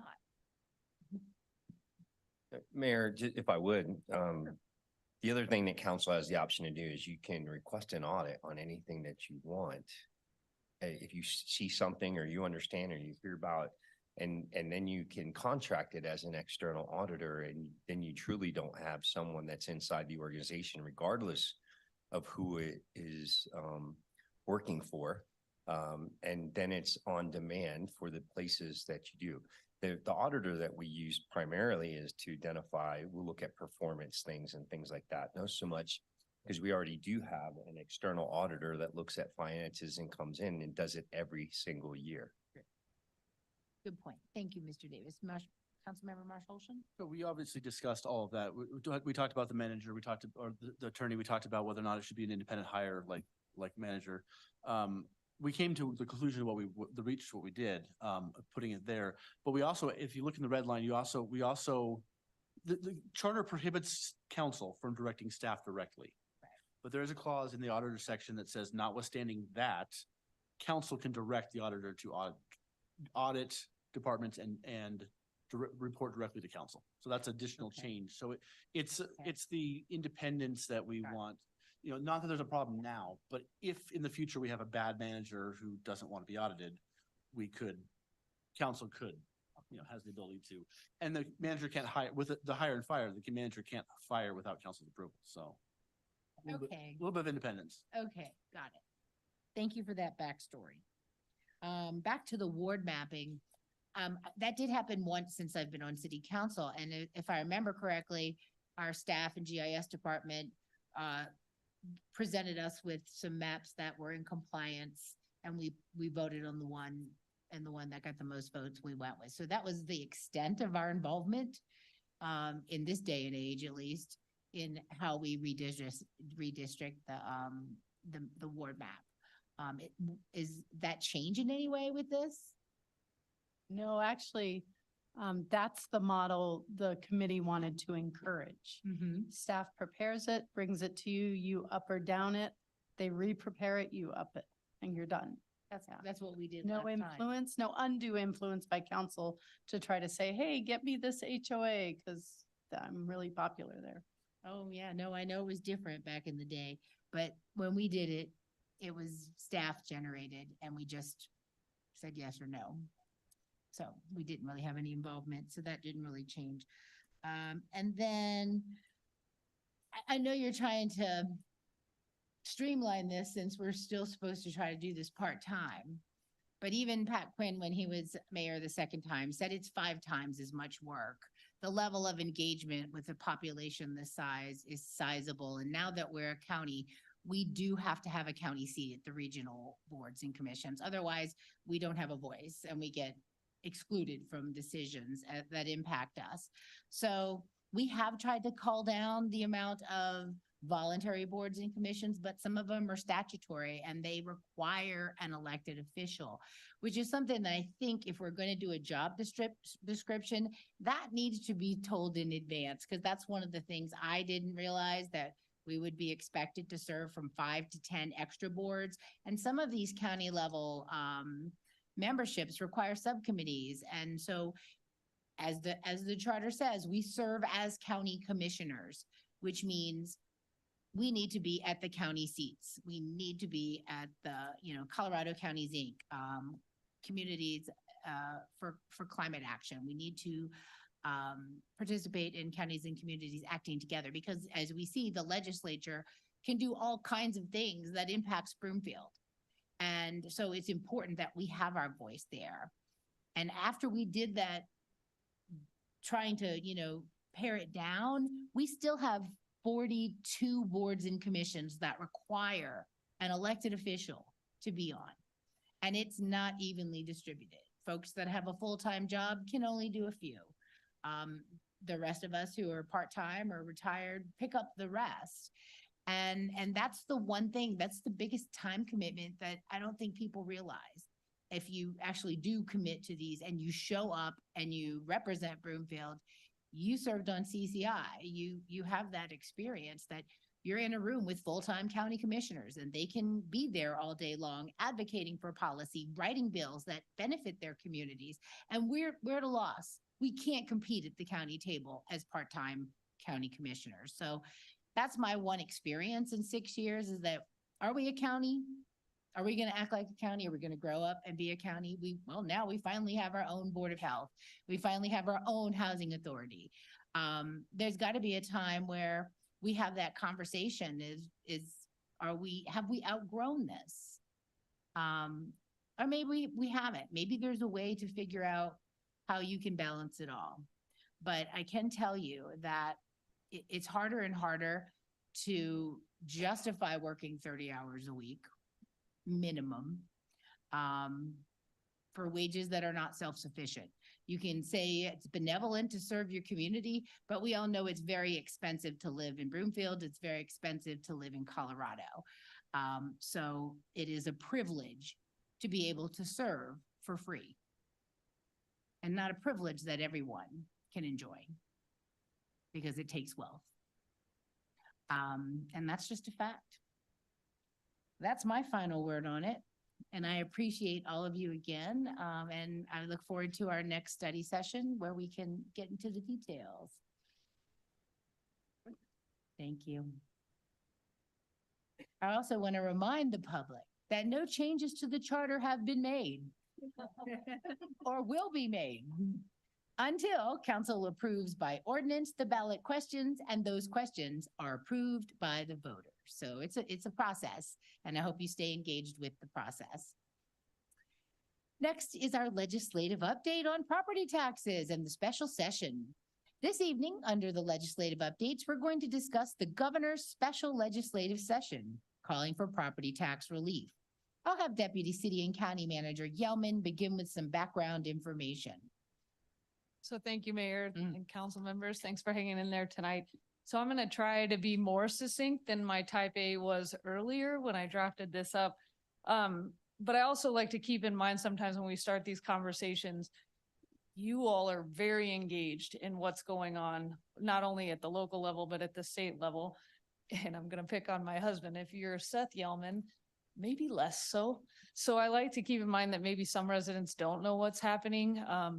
We all know that those of us that live in Colorado that own property got notices of valuations back in May.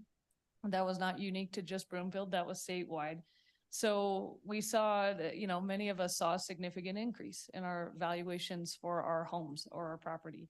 So as we went through the summer, the conversations they continued into the summer. I know council talked about it a little bit when we talked about the sales and use tax and talked about the results of the survey from that.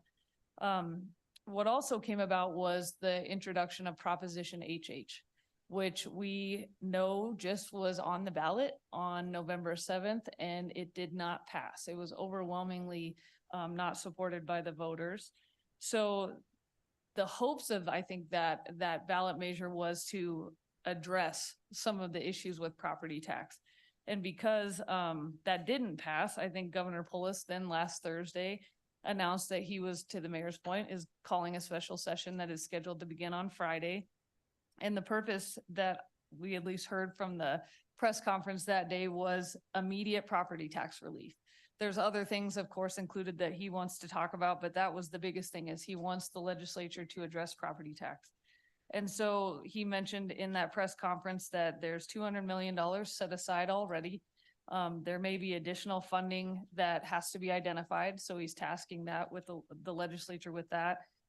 There's also conversation around backfill to not only local governments, but also to school districts, special districts, all those local taxing entities that could potentially be impacted by any decision on property tax. And then he also talked about there has to be a long-term solution. So the blue ribbon panel, or I call it a task force, I don't know what the appropriate word is. He basically, after this special session is over, because they're under a tight window, I think this decision has to be made by the end of November, is what he said in his press conference. There has to be a longer term strategy and solution. So that's what that blue ribbon or that task force would look at to basically address property tax relief moving forward.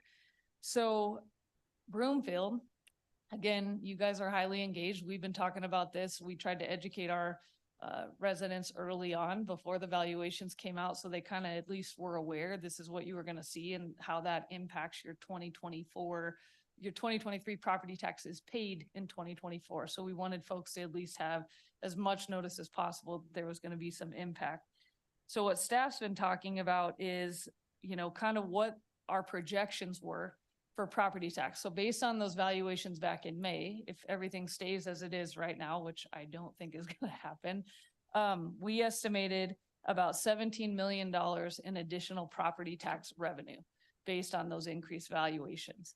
And I want to be clear, it was not a mill levy increase. This was based on a really strong housing market that drove those valuations up. So I think that's important to note because it's confusing, right? And I know I've had that conversation with my husband at least twice.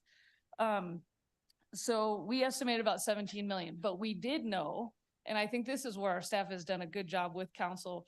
We were watching Proposition HH, and we knew if it passed, there was going to be impact to that projection. We also knew if it didn't pass, there was probably going to be additional conversations, which has also come to light. So if Proposition HH would have passed, I know council heard 12 million. We were anticipating there would be an impact to the amount of revenue we would receive. So that would have been about 12 million. So since that didn't pass, we're back to projecting the 17 million that you saw in the proposed budget for 2024. I also want to mention Broomfield staff, with the approval of council, we put that in our revenue projections, but we did not budget it as an expenditure because we knew these conversations were going to continue and we had to have some flexibility there. So I think we've done a good job together to kind of be mindful that these conversations are ongoing. We've run some really preliminary estimates. So as of, I don't know, even 45 minutes ago, I mean, this is changing so fast. We have not, to my knowledge, seen full draft legislation. There's news articles, there's information coming out that everybody's got kind of a different approach at this point of what that special session is going to focus on, what all those pieces will be. I know there's rental assistance has been floated, EBT, there's a bunch of different conversations happening, how they're gonna find that funding. There's some general fund conversations, there's Tabor obviously conversations happening. So we don't know enough at this point. So I just want to put that out on the table that we're waiting for that drop of the draft legislation, which allegedly may happen tomorrow, but I don't know that for sure. So what we did, and I say we, I really mean the amazing Jeff Romine, kind of did some figuring on what we would assume may be part of the conversation is the state sets the assessment rate. So that is different than the mill levy. I just want to say that, very different. The assessment rate, if the state at a statewide level would adjust the assessment rate, Jeff, he did the calculations that for every 1% drop in property tax revenue, so not drop on the rate, for every 1% drop on the property tax revenue, Broomfield would expect approximately a $700,000 decrease in its property tax revenue. Because right now it's so squishy to kind of understand what's going to happen once we have some more solid projected numbers of maybe where that assessment rate would go for residential or for commercial. That would help us define those numbers a little bit. 6.95 right now? I do have that, 6.765. Oh, it went down, that's Yeah. right. And then commercial is 27.9. And again, there's different types of commercial, but just general commercial, it's 27.9. So, what we're anticipating is, again, these conversations are gonna continue to heat up as we move towards Friday. It does sound like it's gonna be a rapid response, based on what the governor has said. So as council begins the discussion, obviously we take our direction from council. And I talked to the mayor a little bit about an email we sent last week that what we recommend as staff is to our council. What you recommend from there is a different, that's the policymaking body. But staff is recommending that we do wait and see what these results of the special session are before we would have any additional conversations, because we have some time. We do not certify our mill levies until the 12th of December. So staff Jeff's primed. Once we have more information, he's ready to be responsive to that with, of course, the finance team, Brenda, our chief financial officer. So we're kind of in that wait and see and hold. So I wanted to provide, and I apologize, I thought that was going to be more succinct than what I made it, but there's a lot of moving parts. So I appreciate the little bit of grace on that. And I do want to turn it back to the mayor. Mayor, I know that you all want to have an additional or a little bit more conversation around this. So I was going to throw it back to you, and then staff will be ready to answer as many questions as we can tonight. I appreciate that. And I do agree. We have to kind of see how this plays out before we can make any decisions on our end. But I know that we hear a lot from our community about the lack of affordability and how this is really going to be a big burden moving forward. So I'll let council. Sorry, Mayor. That's One okay. other key thing that I forgot to mention was if the state makes a statewide decision, that impacts all tax entities, right? The schools, us, special districts, metro districts. It's a little bit different when it's at the local level, because as we talked about, our portion of the property tax is 25%. So just throwing that out there for food for thought as you have. the Exactly. We can only determine the destiny of the 25% that we retain. The rest is passed through to the school districts, the special districts, the fire districts, the flood districts, and the districts. So, wonderful. We'll kick it off to council for some debate. Councilmember Marsh Holston, you're first. Thank you, Mayor. So with this special session coming up, I think we should focus right now. I agree with Ms. Yellman that what we're going to do locally should be done after this is done. We can't really do anything until the state decides what they're going to do. But what we're doing, and I was talking to Representative Lindstedt, I know other people have too.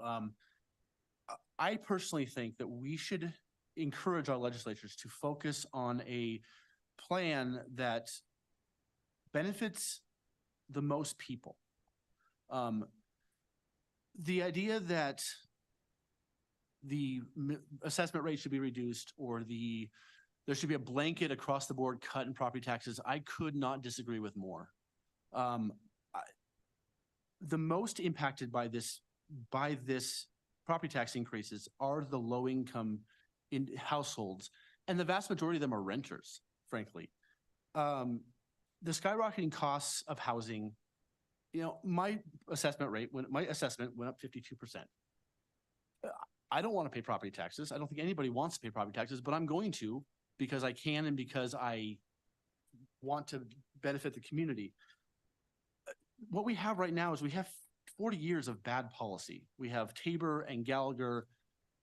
Even with these rates, when you look at the percentage of property tax versus the percentage of the home value, Colorado is the third lowest in the country.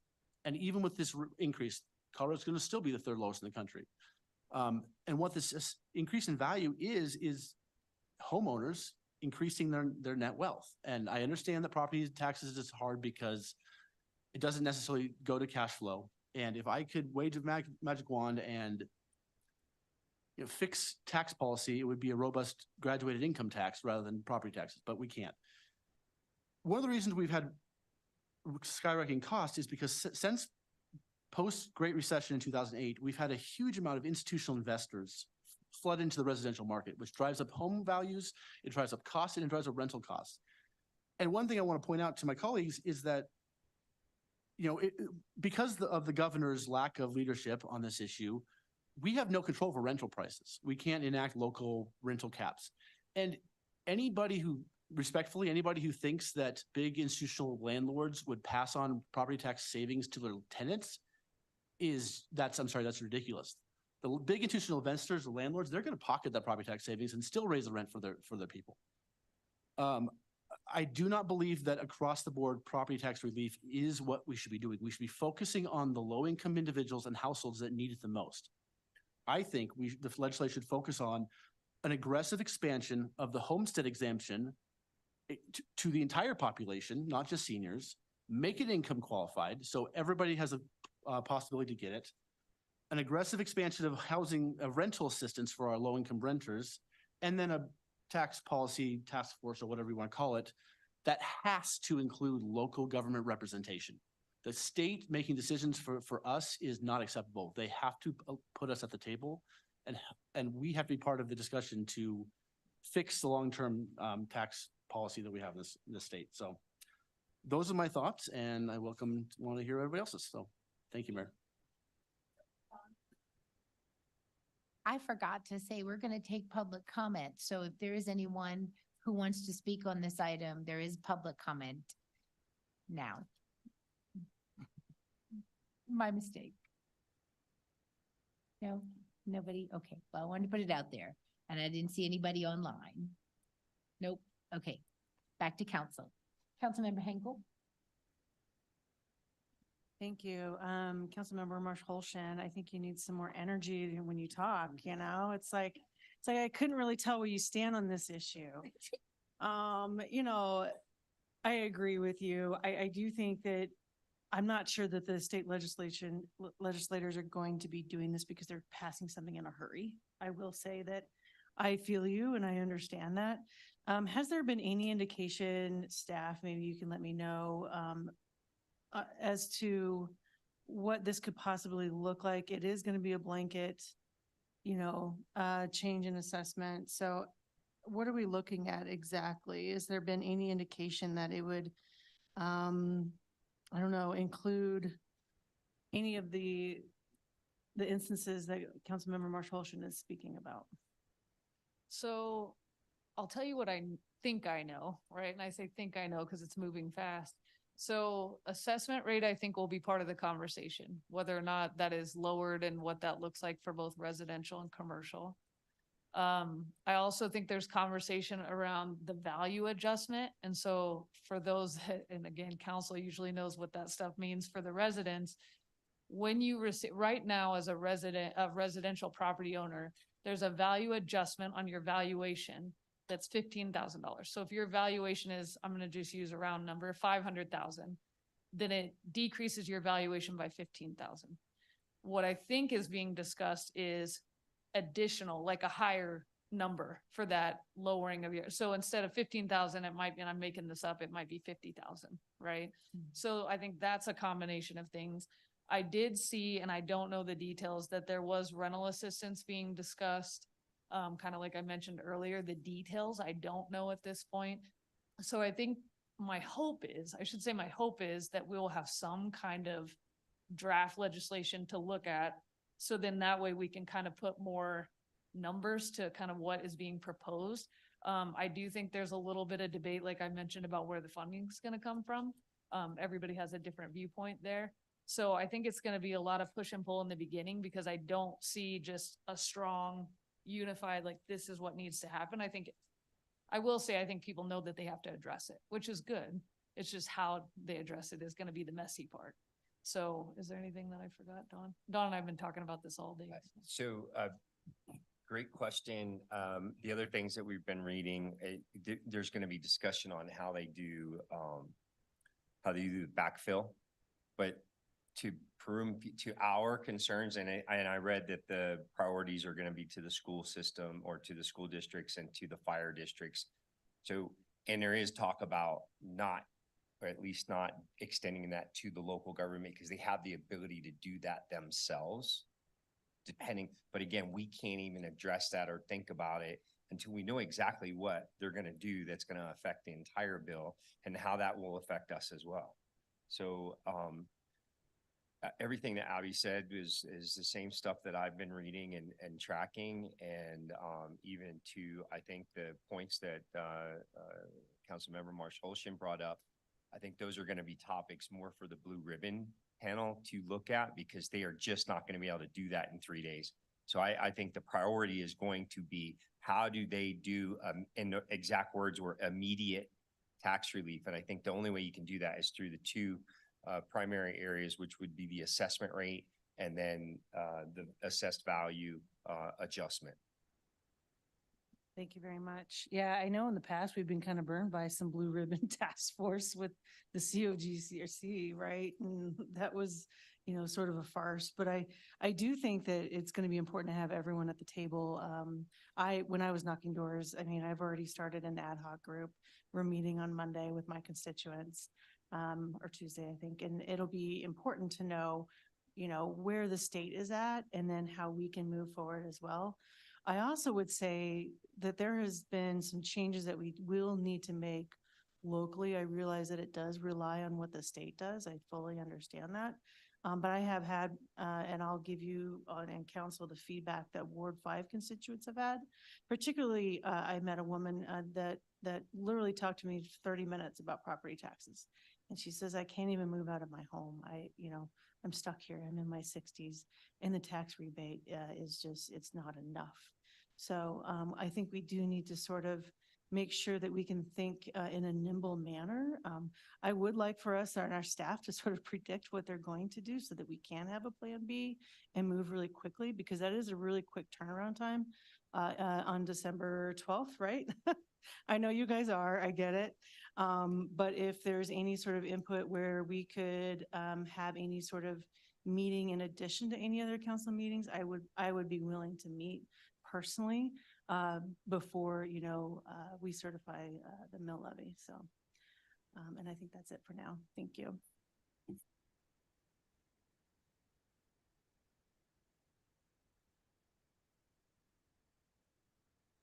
Are you done? Oh, I didn't hear you.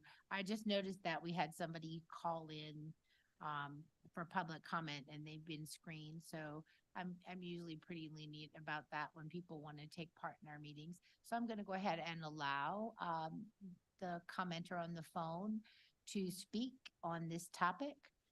So go ahead, Mike. You have 3 minutes. Thank you very much. I appreciate the opportunity to talk.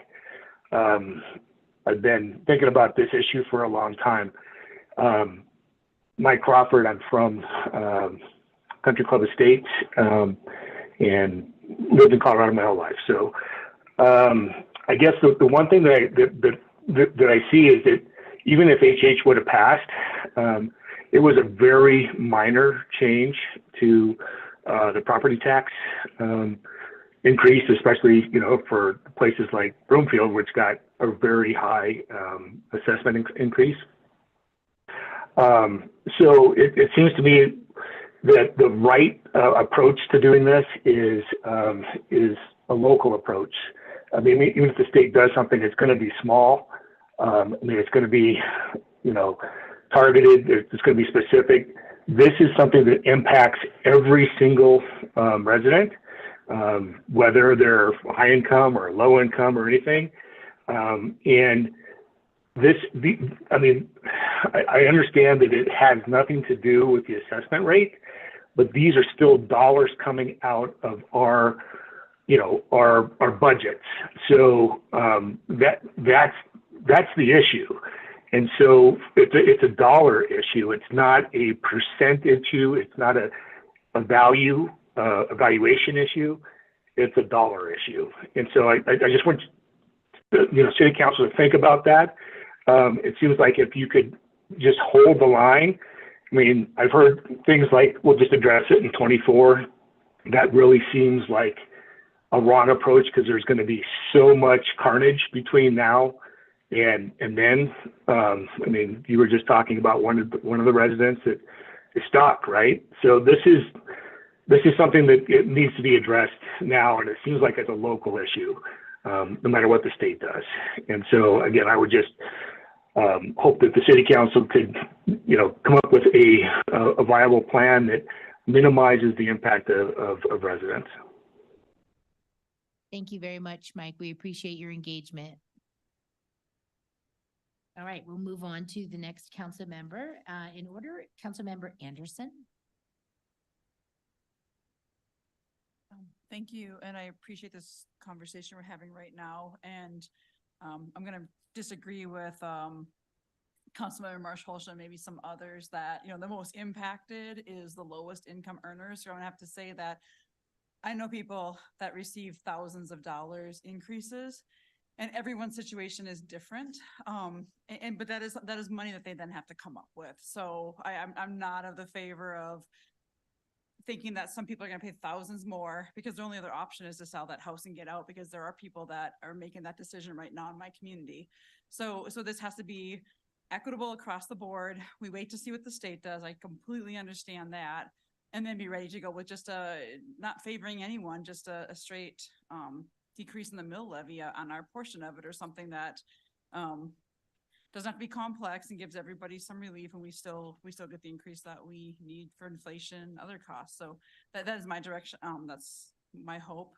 I hope the state does something logical. And then as far as I support Councilmember Hinkle's, let's meet if we have to. I'm ready to do that. I'm more than ready to have another meeting in there, just so that we You can can call get a this done. special session too, Councilmember Anderson. Right, and we can break the glass, whatever that was. Okay, so yeah, that'd be my direction, that we just be ready to go when, and I'm so thankful that our staff is analyzing all these possibilities. So that's all I have to say. Thank you. Thank you. Councilmember Delgadillo. Thank you, Mayor. So I do understand that you can't eat your house, right? That is a very common saying. But I do want to point out the fact that some individuals were able to purchase a house at some point means that you had, or probably still have, enough money to make a down payment on a mortgage. And at the end of the day, that is an asset which you'll no longer have to pay additional money on, except for taxes. And I just want to say that I could not agree more with Councilmember Marsh-Holsh. If we look at renters, we typically have people who don't have enough money for a down payment. Due to the makeup of the rental market, you end up paying huge sums of money to institutional investors. And in my opinion, there is no way that those investors are going to pass down savings to any of the people renting from them. I would love to see some income qualified relief. I'd also like to see an expansion of assistance for fixed income seniors. I think people deserve the dignity of aging in place. And I know it's very early, but in Bluefield, I would be really open to considering expansion of our relief program for fixed income seniors, and then also for more individuals, as opposed to decreasing our mill levy. Thank you. Thank you. Councilmember Ward. Thank you, Mayor. I pretty much concur with what Councilmembers Marsh-Holsh and Delgadillo just said. Luckily, Broomfield, or Colorado, at least up until this point, I will say, I don't know the recent numbers, has not seen quite the huge increase in institutional investors with particularly single-family homes that other regions like the southeastern part of the United States has seen.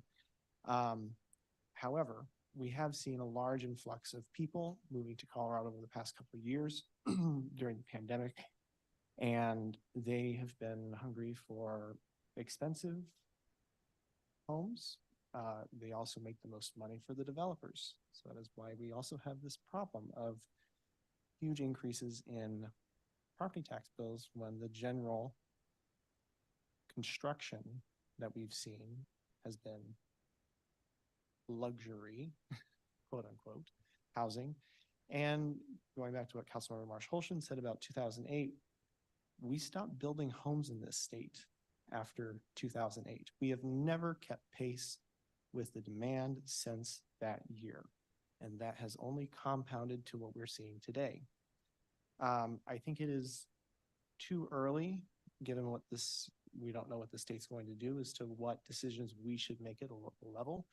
I am supportive of calling for a special meeting after this legislative session ends and before we have to certify our mill levies on the 14th of December. So we can actually have that conversation of what do we do here at the local level. I am not necessarily in favor of cutting the mill rate. Broomfield already operates on a razor thin mill levy. We haven't increased it since 2001. And yet we've seen, I don't know how many percentage increase in population since then. And I think if the state really wants to tackle affordability, they should also look at how do you address the commercial properties. I mean, commercial properties, at least in Broomfield, I can't speak for the rest of the state,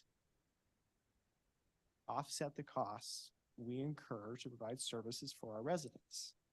And they pay through it with a 27.5 or 9% assessment rate. And that does hurt local small businesses. And we just had a proclamation on that today. And they're going to see huge increases in their rent.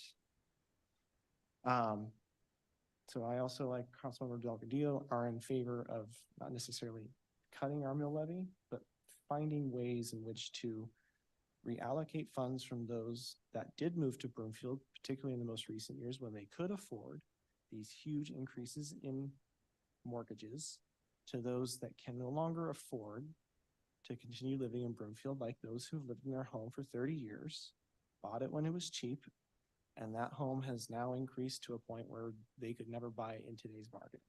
To renters who have no say really in what they pay, and their rents continue to go up and up without any relief for them in sight. And for our seniors who are on fixed incomes, and I get I can't say best of both worlds, but I get both worlds, renters and a senior facility down in Skystone. And I think we need to keep that in mind when we do make our decision in December, honestly. So that's all I have to say. Thank you. Councilmember Lim? I wanted to start with a question. So are we supposed to be, as a body, coming to some consensus for a direction that we're giving our state legislator? Is that, I thought maybe that's what we were talking about originally, but we're doing different things now. So I think from a staff perspective, we wanted to provide the update. I think from a council perspective, and I look to the mayor, that is a discussion for council, whether you want to direct staff on a certain position, right, to advocate at the state level. Mayor, did I capture that correctly? Yeah, that's correct. It's all of the above. Okay. So that's why we tried to get this done, fit in a timely manner so we can give direction to our state representatives before they go into special session on Friday. Yes, Mr. Davis? And Mayor, to that point too, that's where staff is, as they can piecemeal it, they can do lots of different things, but in the thing that's going to make the most sense, because we do not have the ability to adjust the school. I mean, so let's just say a homeowner in Broomfield has a 138 mil levy against their house. Only 28 mils of that is ours. The rest of it belongs to someone else. So when the state makes a decision, making a decision that will affect the entire tax bill, and I realize that that's, Councilmember Marshall commented against that. The point would be that that addresses the entire bill to include the part that we can't do. Right. Because if we did if we did roughly a 10% adjustment to our mill levy, it might result in $100 or $150 savings to a person with an average priced house in Broomfield, but that would be like a $7 million hit to the entire budget. That's a big hit for just 25% of the budget and then if nobody else makes a cut on the rest of that tax bill, taxpayers' bill is still going to go up and everybody's still going to be mad at local government because they think it's our fault that the bill is higher. So what would the staff recommendation be? If we could get the best outcome from this special session, what are you recommending? Well, I think that's tied into what my counterpart here, Ms. Yellman, said that it's something that affects that addresses the entire tax bill, because something that only addresses one portion of it, then this body does not have the ability to address the entire tax burden. The other on the citizen. 75% of their tax bill would Yes, ma'am. still go on as planned, even if we adjusted our part, our Yes, our ma'am. 1/4. Perfect. So in the combination of between the assessed value and the rate, those are the two tools, those are the two levers that they can affect. And to Councilmember Marsh Holshins, if that value is someone who has a $250,000 house, if 50,000 of that is discounted, that's a big difference. That has a much bigger impact on their tax bill than the person who has $1 million house and 50,000 doesn't amount to much. Right. Thank you. All right, so any other input? Oh, sorry. So I mean, I think it's impractical, to think that this short-term special session is going to do anything but make a temporary change in the assessment rate. So, and I mean, that's what I understand is possible. I don't think there's any logic in trying to tell our state representative to do anything different than that. I think the rest of it belongs in discussion on the Blue Ribbon panel. That would be my feedback. And then from that point, I want to see the impact that the state decision has on our revenue and our average property taxes. And I'm willing to go with the special meeting if we need that to have a complete understanding of what that impact is and what the decision would be that we're making. And then I would preference some expansion as a possibility of that senior tax of reduction. Those are my comments. Thank you, and I'm so sorry I went off in the middle of your comments. Any other?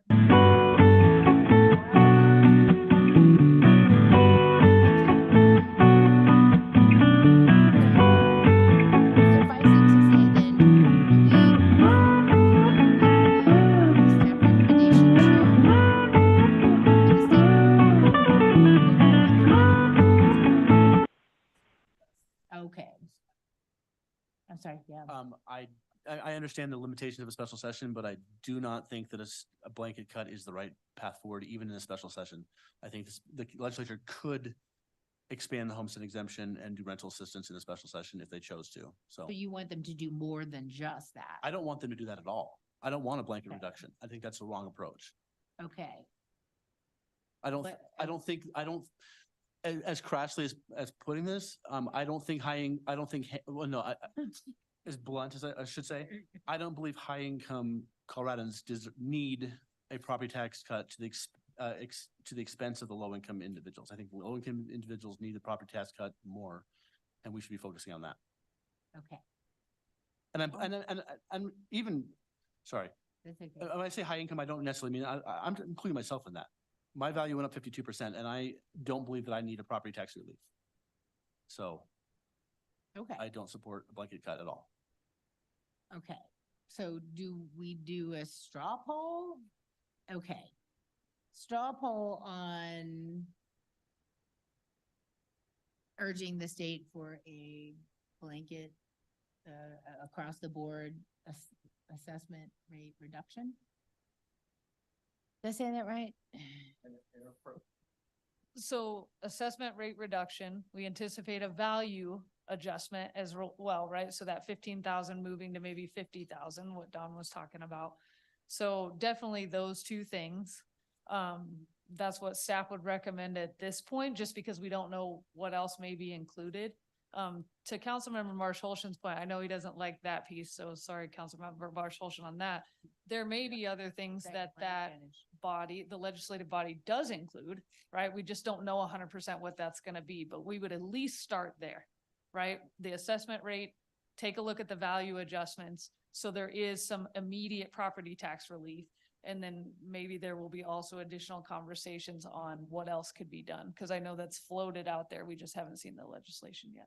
I support assessment rate reduction or the value thing if it's income qualified. Okay. And if it's across the board, who's in favor of that? Straw poll. Okay, that was 1, 2, 3, 4, 5, 6. Bruce? Across the board? No? Okay, so 5, 6, 6. It's a straw poll, it's not a vote. Can I have So- clarification? Could we add in there, take into account, you know, like really put in this verbiage of, we know this is an emergency session. We do have a majority in both House and Senate, let's be real. We know that people are going to advocate for that as well. I think it's worthwhile to say, hey, this is our standard answer, but take into consideration those with low incomes. I think that would be something that we could add to the language. I don't see anything wrong We're with it. hearing from a lot of fixed income seniors in Anthem Ranch. Yeah, and that's what I mean too. In Yeah, let's Anthem add that. Ranch, so- I agree. I agree. Those who are on fixed incomes, you know, basically anything that I think that we do a lot of things locally that way. So if they could mimic what we do locally at the state level, I don't see anything wrong with that. Well, that was 6-4. 6-4, straw poll I like Heidi's idea though. with Heidi's idea. I'd be okay with, I'm not okay, but I'm more okay with adding in Heidi's verbiage of making sure they focus on low income seniors and renters, if we can add that. Yes, Mr. Mr. Councilmember Leslie, I'm so sorry. What's it called when seniors are allowed to reduce their property tax valuation? Homestead exemption. So here, you have to wait 10 years. You have to own your home for 10 years. In Texas, you just had to turn 65. So something along that line, and same thing for vets, be an additional amount, makes more sense to me than having to own and live and for 10, because you could, Have that portability so that if you move within the 10 years, you don't have to restart the clock to get that no, it's exemption. not within the 10 years. It's just when you buy your home, when you turn 65 or whatever age is determined. In Texas, it was 65, you get that homestead exemption. You don't have to live in that house for 10 years like you do in Colorado. That would be a big relief for a lot of people. I think you're right. I do like I that. know I'm right. I'm one of those people. I know, I know. right.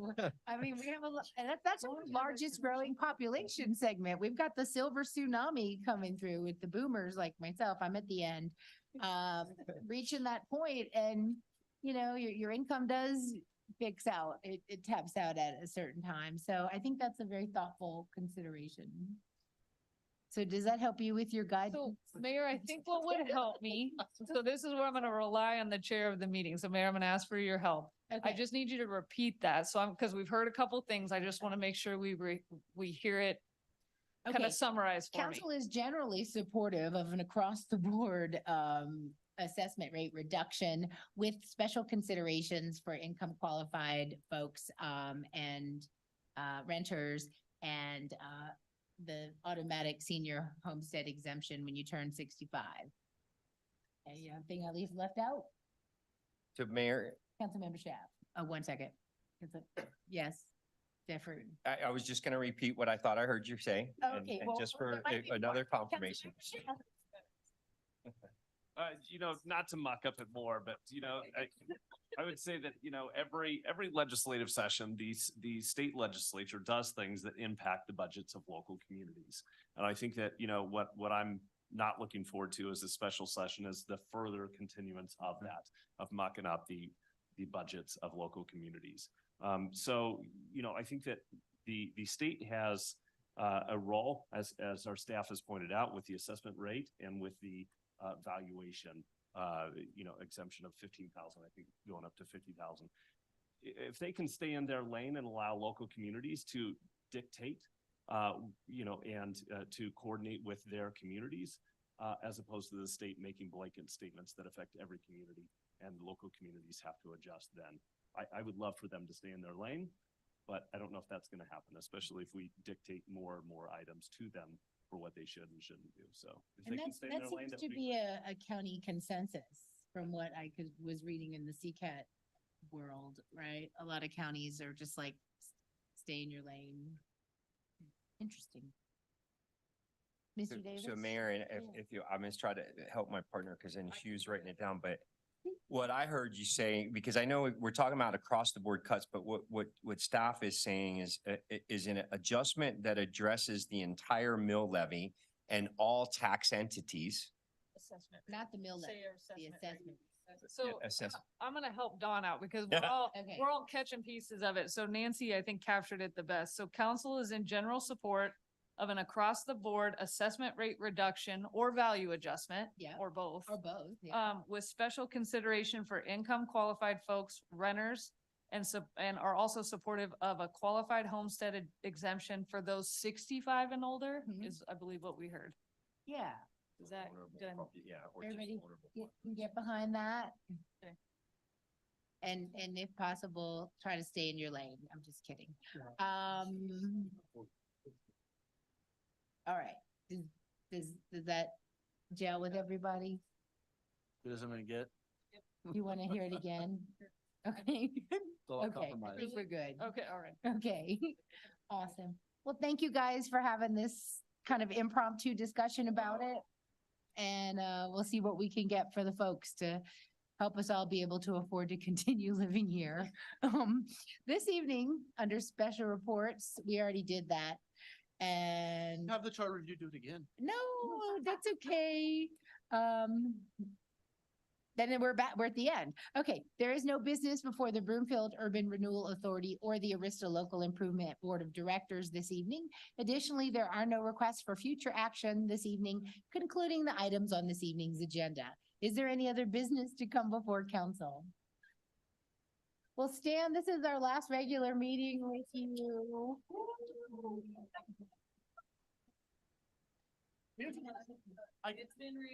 I'm gonna give you the last word and you can adjourn it if you want. Okay?